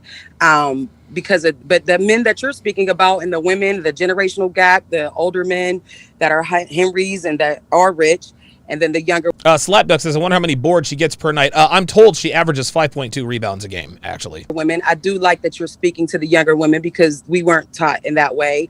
I do agree with those things. Like I said, I just think there could be more sensitivity taken into consideration. What? More sensitivity? Bitch, what the fuck you think this is? Ralph Tresvant?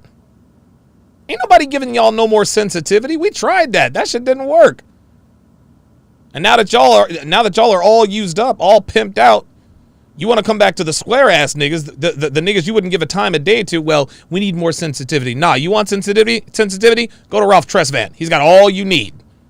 You ain't getting some shit. You ain't getting that shit from us. Some women just want to talk the right way. And men don't talk the right way either. I think on either side. Uh-oh. See that? Kevin got loud. And so Tevin's got to make an appearance. That's it. Listen, Kevin tried to be nice. He tried to be nice. But now she's done fucked around.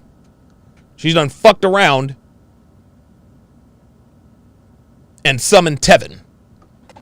No, ma'am. Okay, this is my show. Real talk.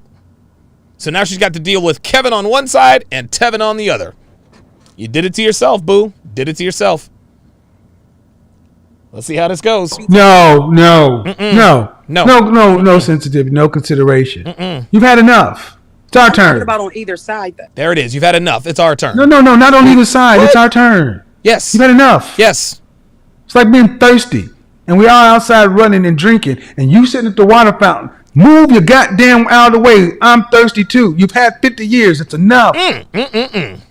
Man, this is not Burger King in the 90s, okay? You can't have it your way. Real talk. Y'all had it your way for 50 fucking years. It's our turn now. Ladies. About the women who just weren't taught well. That's not our problem, boo. What, I'm supposed to feel sorry for you? Like, what's that got to do with me? What about the women who aren't taught right? What am I supposed to do? Teach you?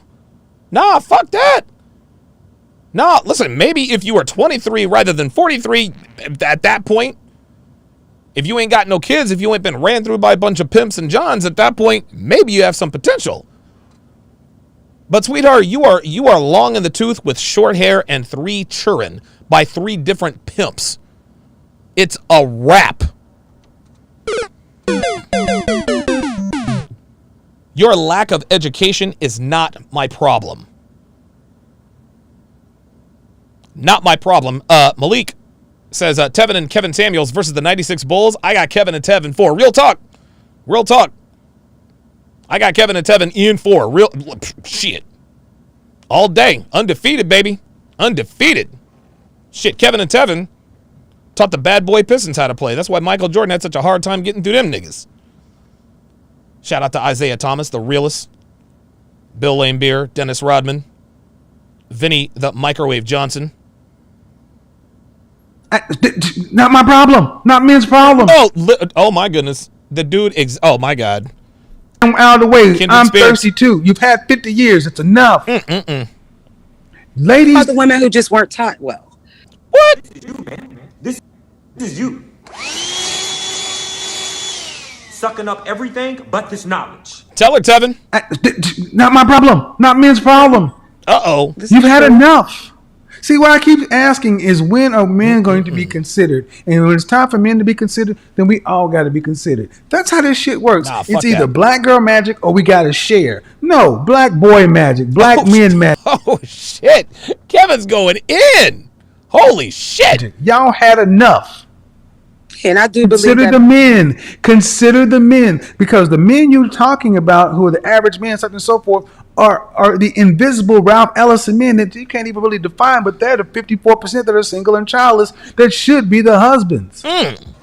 God damn. Right. There it is.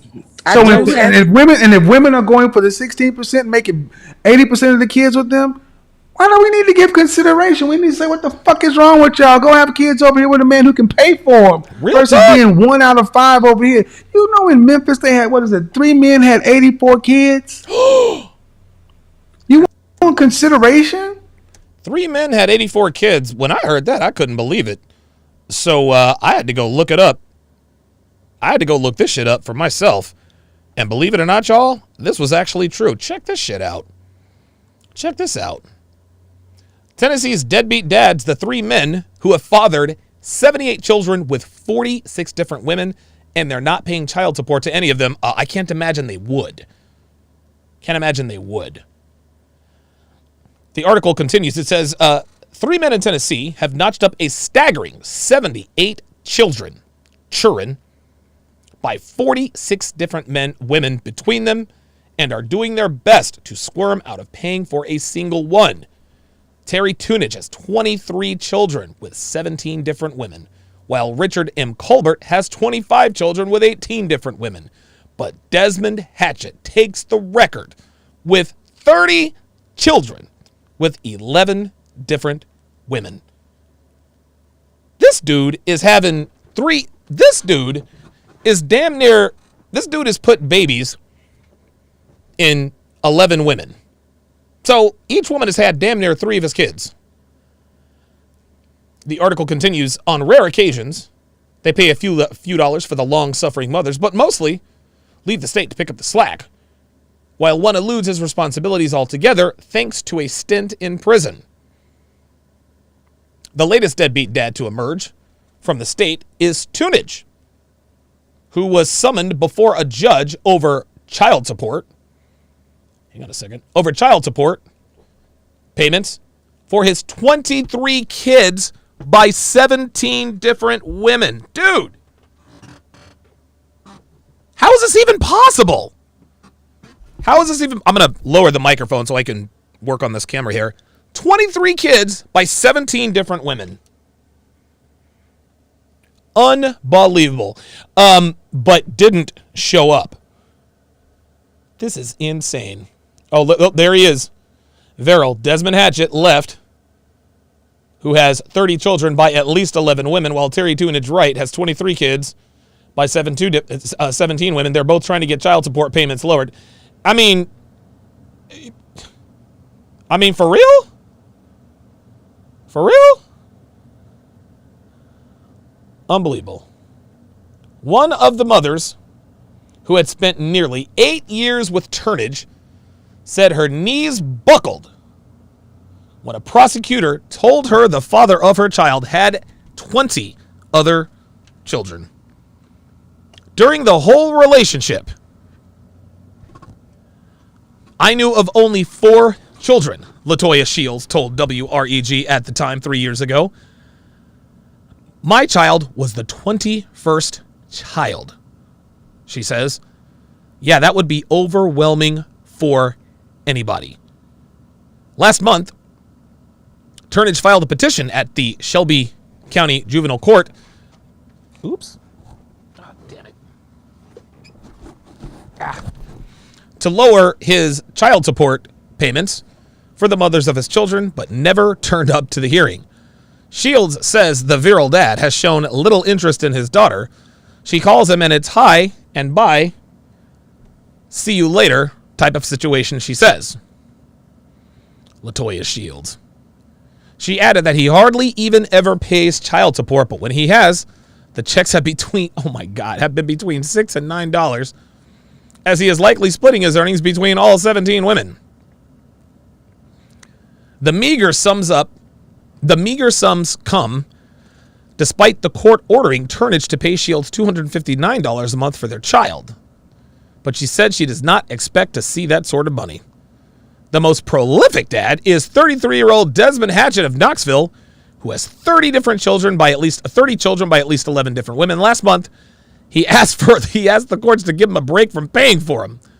It is little surprise the virile dad is unable to pay up. He's been in and out of prison for the past 3 years, during which time he has somehow reportedly fathered another 9 children. Oh my God. What? Oh, shit. He's got some strong swimmers. I'm trying to tell you. He was sentenced to 6 years in prison for aggravated assault, but most of the term was suspended for, quote, enhanced probation, which he promptly violated by getting arrested for domestic Duracell. Hatchett now remains behind bars in the Morgan County Correctional Complex and has lost 2 parole bids, according to the Smoking Gun. When Hatchett was earning minimum wage salary, legally half of his paycheck was seized by the state every month to pay for his scores of offspring who are all under 14 years old. Depending upon the ages of the children, he should have been paying anywhere between $25 and $309 to the mothers of his children. Dude. But in reality, his paycheck only allowed a paltry $1.49 per child. He told Fox2Now.com where it all went wrong. I had 4 kids in the same year twice. Oh my God. Yo. But he does manage to remember all of their names, ages, and birthdays. That's actually quite impressive there for Mr. Hatchett. Hatchett first appeared in court on missing child support charges in 2009 when he had 21 children. He said he would not father any more, but has had 9 more in the past 3 years. Fuck! I didn't intend to have this many. It just happened, he said. In his latest court appearance last month, 11 women were seeking child support payments from the man who has set a Knox County record for his ability to reproduce. Following in close pursuit is Richard Colbert, who has 25 children by 18 different women, but Colbert claims he doesn't have to pay for a single one, as they are all adults. And he added he feels lucky. Everyone's not able to have children, he told Action News 5. Another man in the state, another man in the state said he bears the brunt of Colbert's poor choice. The unfortunately named Richard A. Colbert is inundated with calls from women and children demanding child support. I'm constantly receiving phone calls from people who know this man. They're trying to get in contact with him, Richard Colbert said.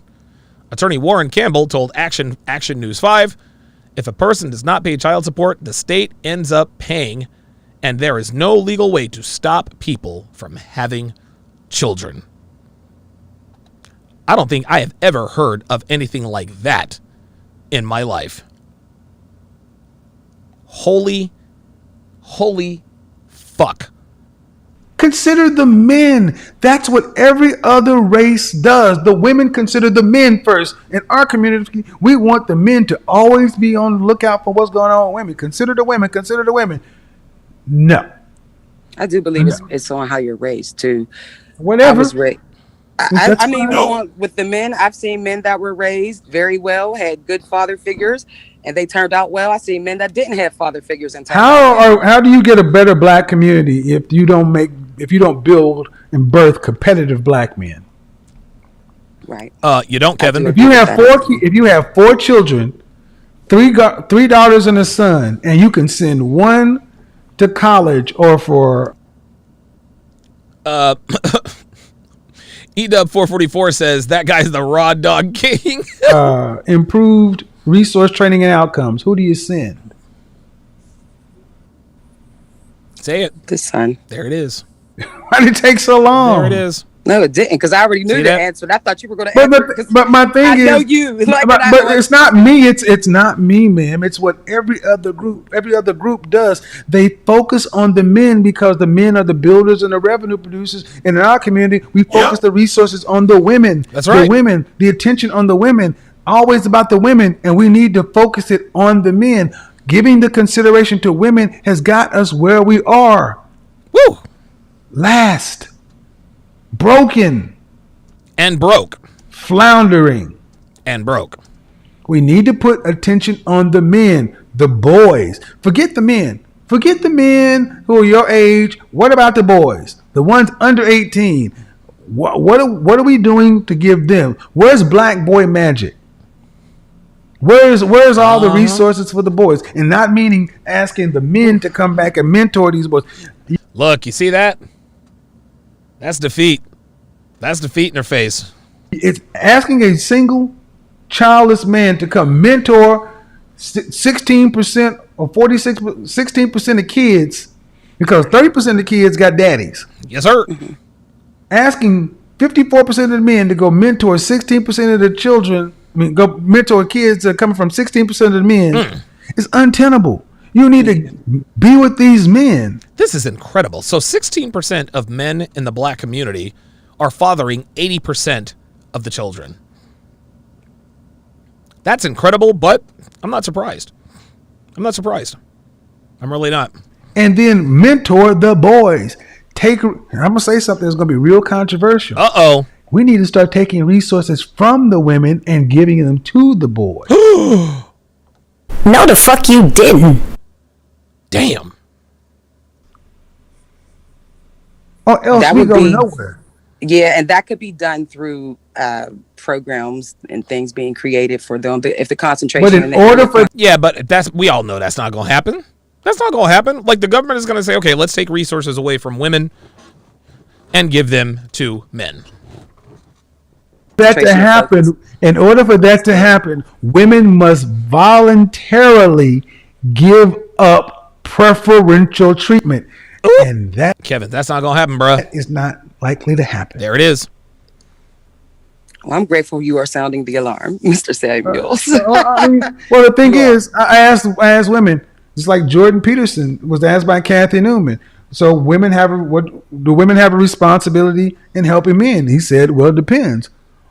What kind of mate do you want? Do you want an overgrown child, or do you want someone to contend with, someone to help you? You cannot start asking men to be something they were not raised to be. Bingo. Bingo. And that's my main contention with guys like Steve the Dean Williams. Love Steve to death, but Steve is constantly preaching, gotta be a man, gotta be a man, gotta be a man, da-da-da-da-da-da. Yes, we have to hold men accountable for the things that we learn, but Steve tends to hold men accountable for shit they've never been taught. That's what this woman is doing here. But then when the women weren't taught correctly either, it's the pimp and the hoe game from back in the slave days. That's the problem. We're asking men to be something after 18 that they didn't get between 0 and 18. Unrealistic. It is. Thanks, though. Appreciate it. Thank you. Get off my life. That's it. That's a wrap for her. That's a wrap. Wow. Like, listen, man, like, I mean, she's another casualty. She's a statistic, is what she is. She is a statistic. Pine, Ohio, with the looks like 15 Israeli new shekels, roughly $5. Appreciate the super chat. Kofich, $5 says, that's rich. Her dismissing, quote, squares and average black men. I used to be ignored and called Oreo and Steve Urkel. Women like her all did this. Kofich, if you can believe this, so was I. So was I. Dude, they called me Steve Urkel. They called me Carlton. They didn't believe both my parents are black. It was ridiculous. Lou-Will59, $5 says, oh, you got to go back to using the Mario Castle music with some BS is brewing. You know what? I think I might actually start doing that. I think I might actually start doing that because that's a good. That is a very. It's very good background sound. Hang on a second. Is that the one you're talking about?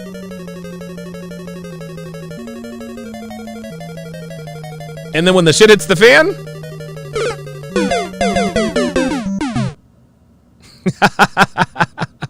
I think I'm going to go back to that. Because that was one of the better. That was definitely one of the. One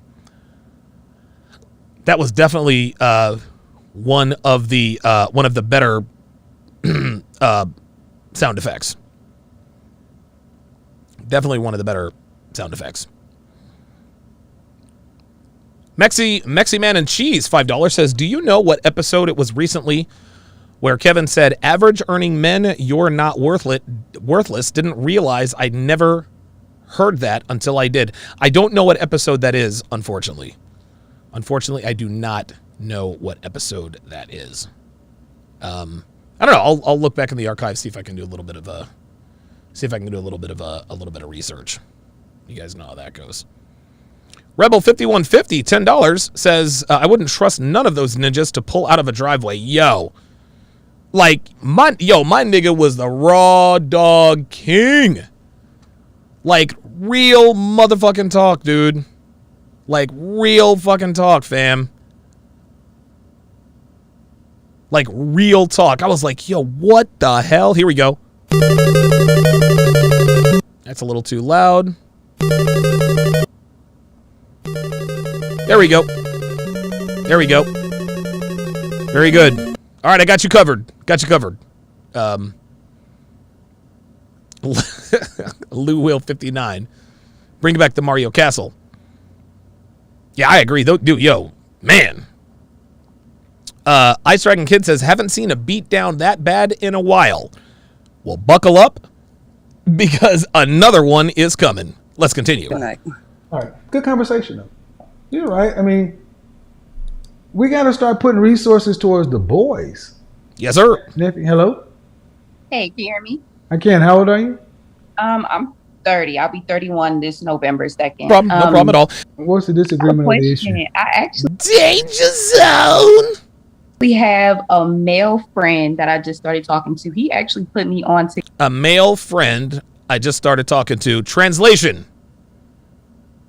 It's a guy I'm fucking.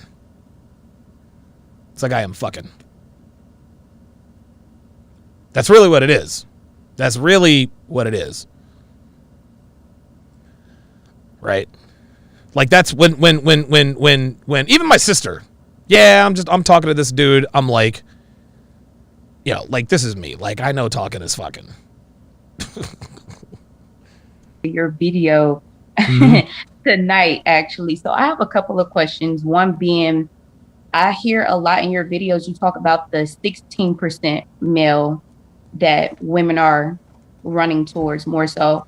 My question is, if we're in like a dating aspect where you meeting a guy or you meeting a woman, first off, all you see is looks on the outside, right? So isn't it to an extent a little bit cliche to say that, well, you women are picking the same men when you don't really get to know that man? You know what I mean? No, the 16% is who you having She's mischaracterizing the question. babies with. But I mean, if we're not marrying the 16%, then obviously I'm gonna put that in the narcissist, the uneligible, the No. So if 16% of those men fathering 80% of the children are not married, then they're not eligible to me. Huh, interesting. The mothers of the 80% of children seem to think they are. You're conflating things. 54% of black men are single and childless. 30% of black men are married. 80% of black children are born outside of wedlock. Mm-hmm. So by deduction, 80% of children are born to the remaining 16% of men. You're not getting pregnant as soon as you see somebody. So that 16% of male, that's not the uneligible, because I didn't hear you say anything about Uneligible for what? To date, to marry, to they're having kids with them. If you're having a baby, like to date, to marry. So these men are not eligible to date or marry, yet they're steady shitting out these niggas' kids. Dude, stay the fuck out of Tennessee. Stay the fuck out of Knoxville, Tennessee. Because I promise you, yo, don't get near these niggas. Like, these niggas will look at you and get you pregnant. With them, why are they not eligible? If you're having a baby with them, that doesn't make them eligible, though. So why? Oh, if you're having a baby with him, that doesn't make him eligible, though. There you go.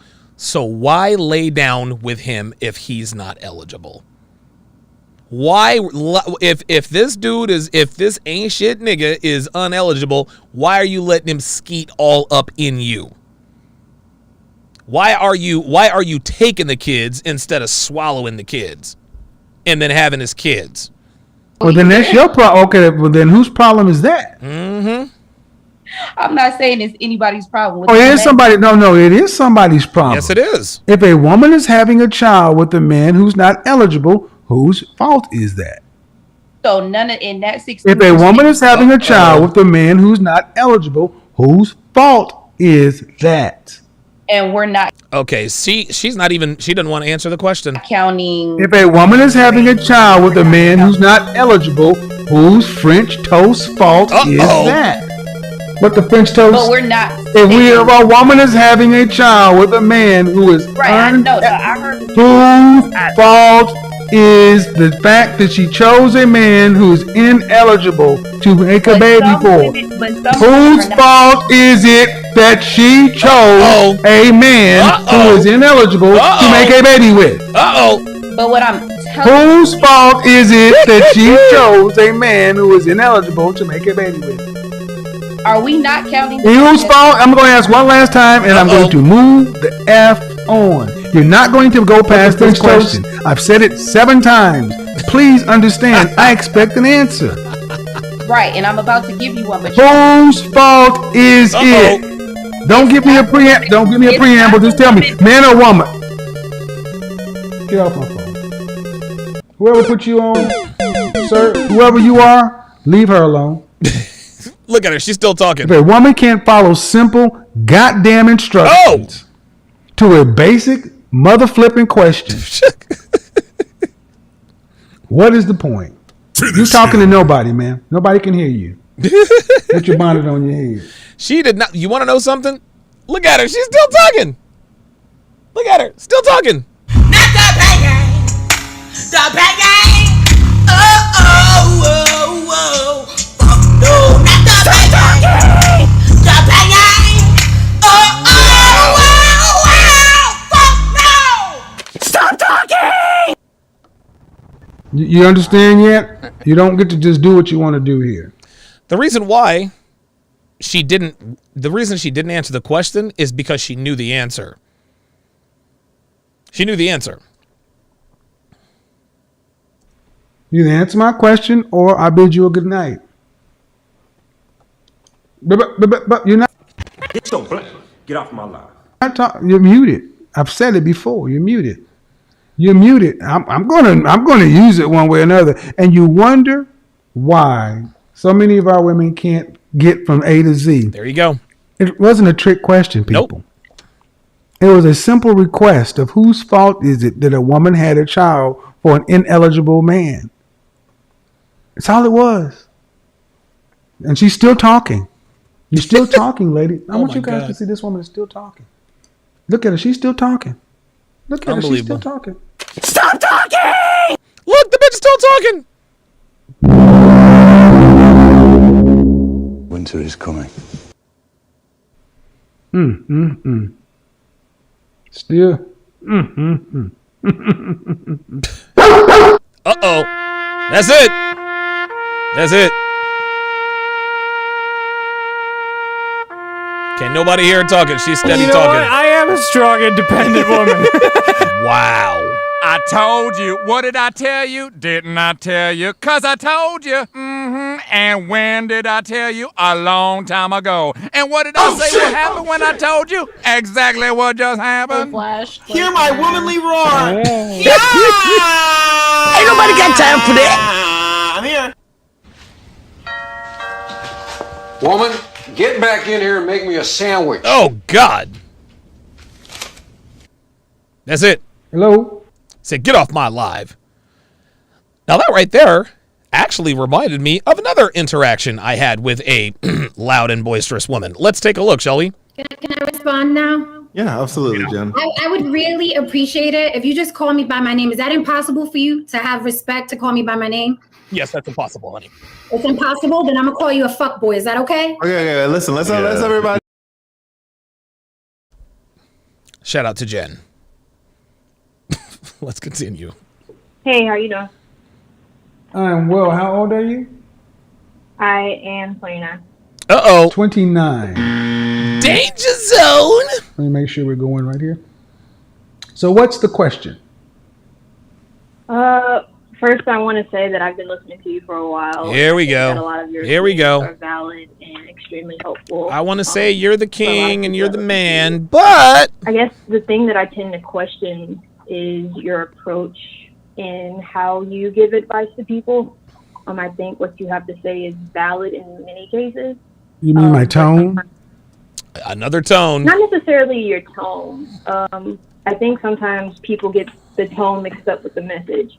But I think sometimes the message gets lost in that a lot of women that come on seem to be lost because they don't have the father figure to tell them things and they don't know a lot of the things that you're saying.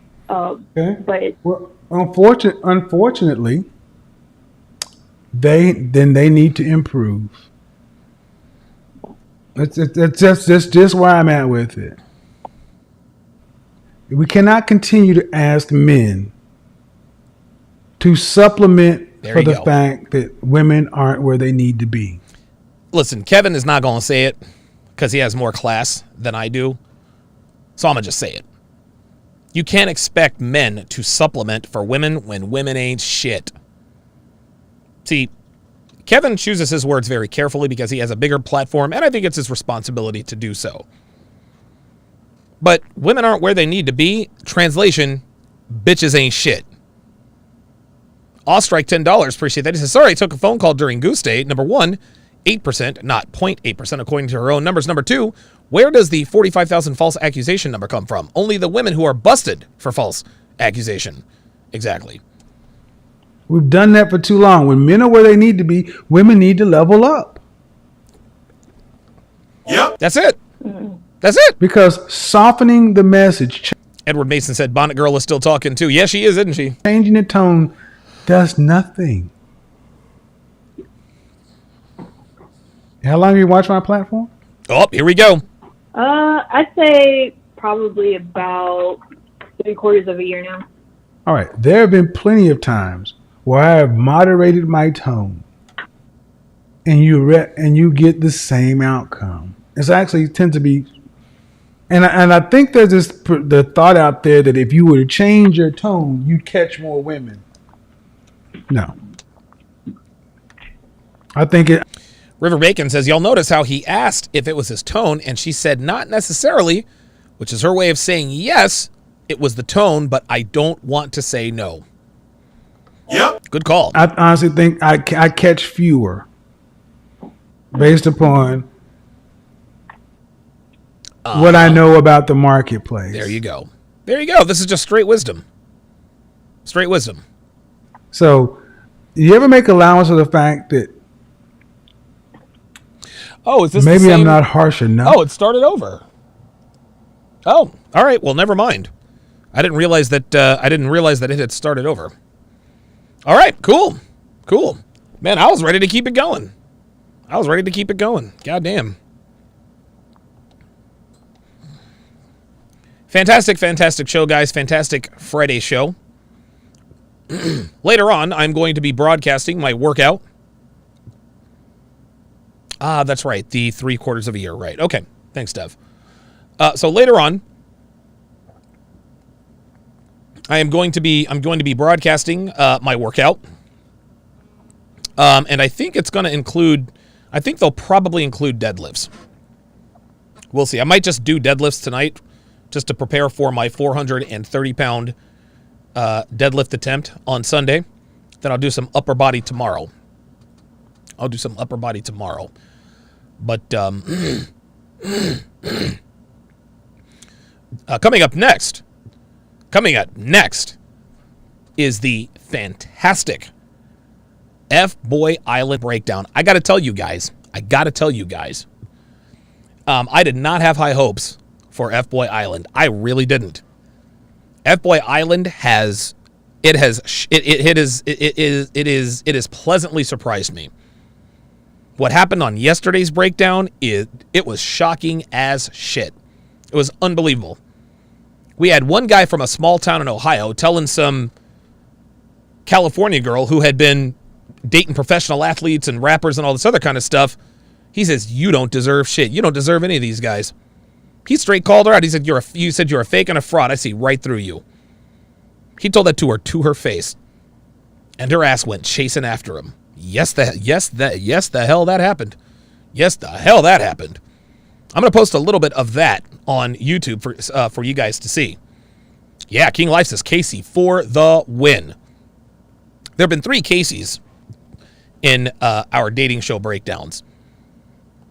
The first Casey was a woman. She was a woman. Not too easy on the eyes. She had an alpha boyfriend. Dude, he is the best she will ever do. He ended up leaving Casey for another woman, and now Evan Smith is now has a harem of Instagram models. Evan wins. Then there was the guy Casey, who was in a relationship with a girl named Ashley. She was white Ashley, so we called her Washley. She had a fat ass, so we also called her Ashley. She played a diabolical game, completely fucked over Casey, but we scrolled through Casey's Instagram, and Casey has recovered. Casey is now a bodybuilder. He looks fantastic. He's got hoes in different area codes. Like, he is good. So Casey recovered. The third Casey was another boy Casey, another male Casey from Ohio. And he caught the eye of easily the most insufferable chick of the 3. A girl by the name of CJ. CJ's hot. CJ not too bright. Not too bright. She's as dumb as a box of rocks, but she's hot. She shit tested Casey all through the series. Casey passed each and every one of them. Well, she had a little plan to try to make him pay for something that he had done, and that plan backfired. And she knew it.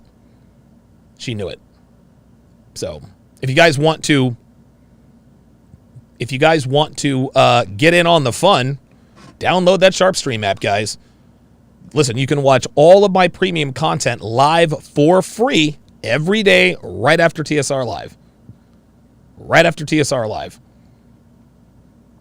If you want access to the archive and the replays, become a patron, $5 a month, or become a member of SharpStream, $5 a month. Guys, it's less than 17 cents a day. And guys, I have an ocean of dating show breakdowns now. Dude, Love is Blind, 90 Day Fiancé, Temptation Island seasons 1, 2, and 3. What else do we have? F-Boy Island, Love is Blind, After the Altar. Like, I can't even think of any other ones. I mean, there are. I'm gonna actually have to count them, because, dude, at this point we're talking hundreds of hours of breakdowns. Hundreds of hours of breakdown. I might actually start packaging them up. I might start packaging them up. Kofich says, "How do you update the app? The app isn't working for me." Delete the app and then go to the App Store and re-upload it. Daniel, why is my cursor's acting funny today? Daniel Mason, $20 super chat. Appreciate that. Says, thanks for the stream. Anytime. King of Life says, also, we get to use GIFs, and it gets pretty funny. I'm telling you what, the chat is undefeated. Dude, the chat is half the fun. The guys absolutely love tempting my inner fat kid by talking about food, pizza gifts, and all that good stuff. I curse them all out, damn them all to hell, and then continue. So we have great fun during these breakdowns. Great fun during these breakdowns. Yeah, if you guys have any app issues, just go to sharpstream.com. That's all you got to do. That's all you got to do. Not hard, not complicated. It is WTF it is. Oh! How about that? That is going to do it for this, the 786th edition of TSR Live. Thank you all for joining me today. Thank you to all of the Super Chatters, new members, and of course, my Sniper Squad. F-Boy Island Breakdown coming up next on Sharpstream. Take care.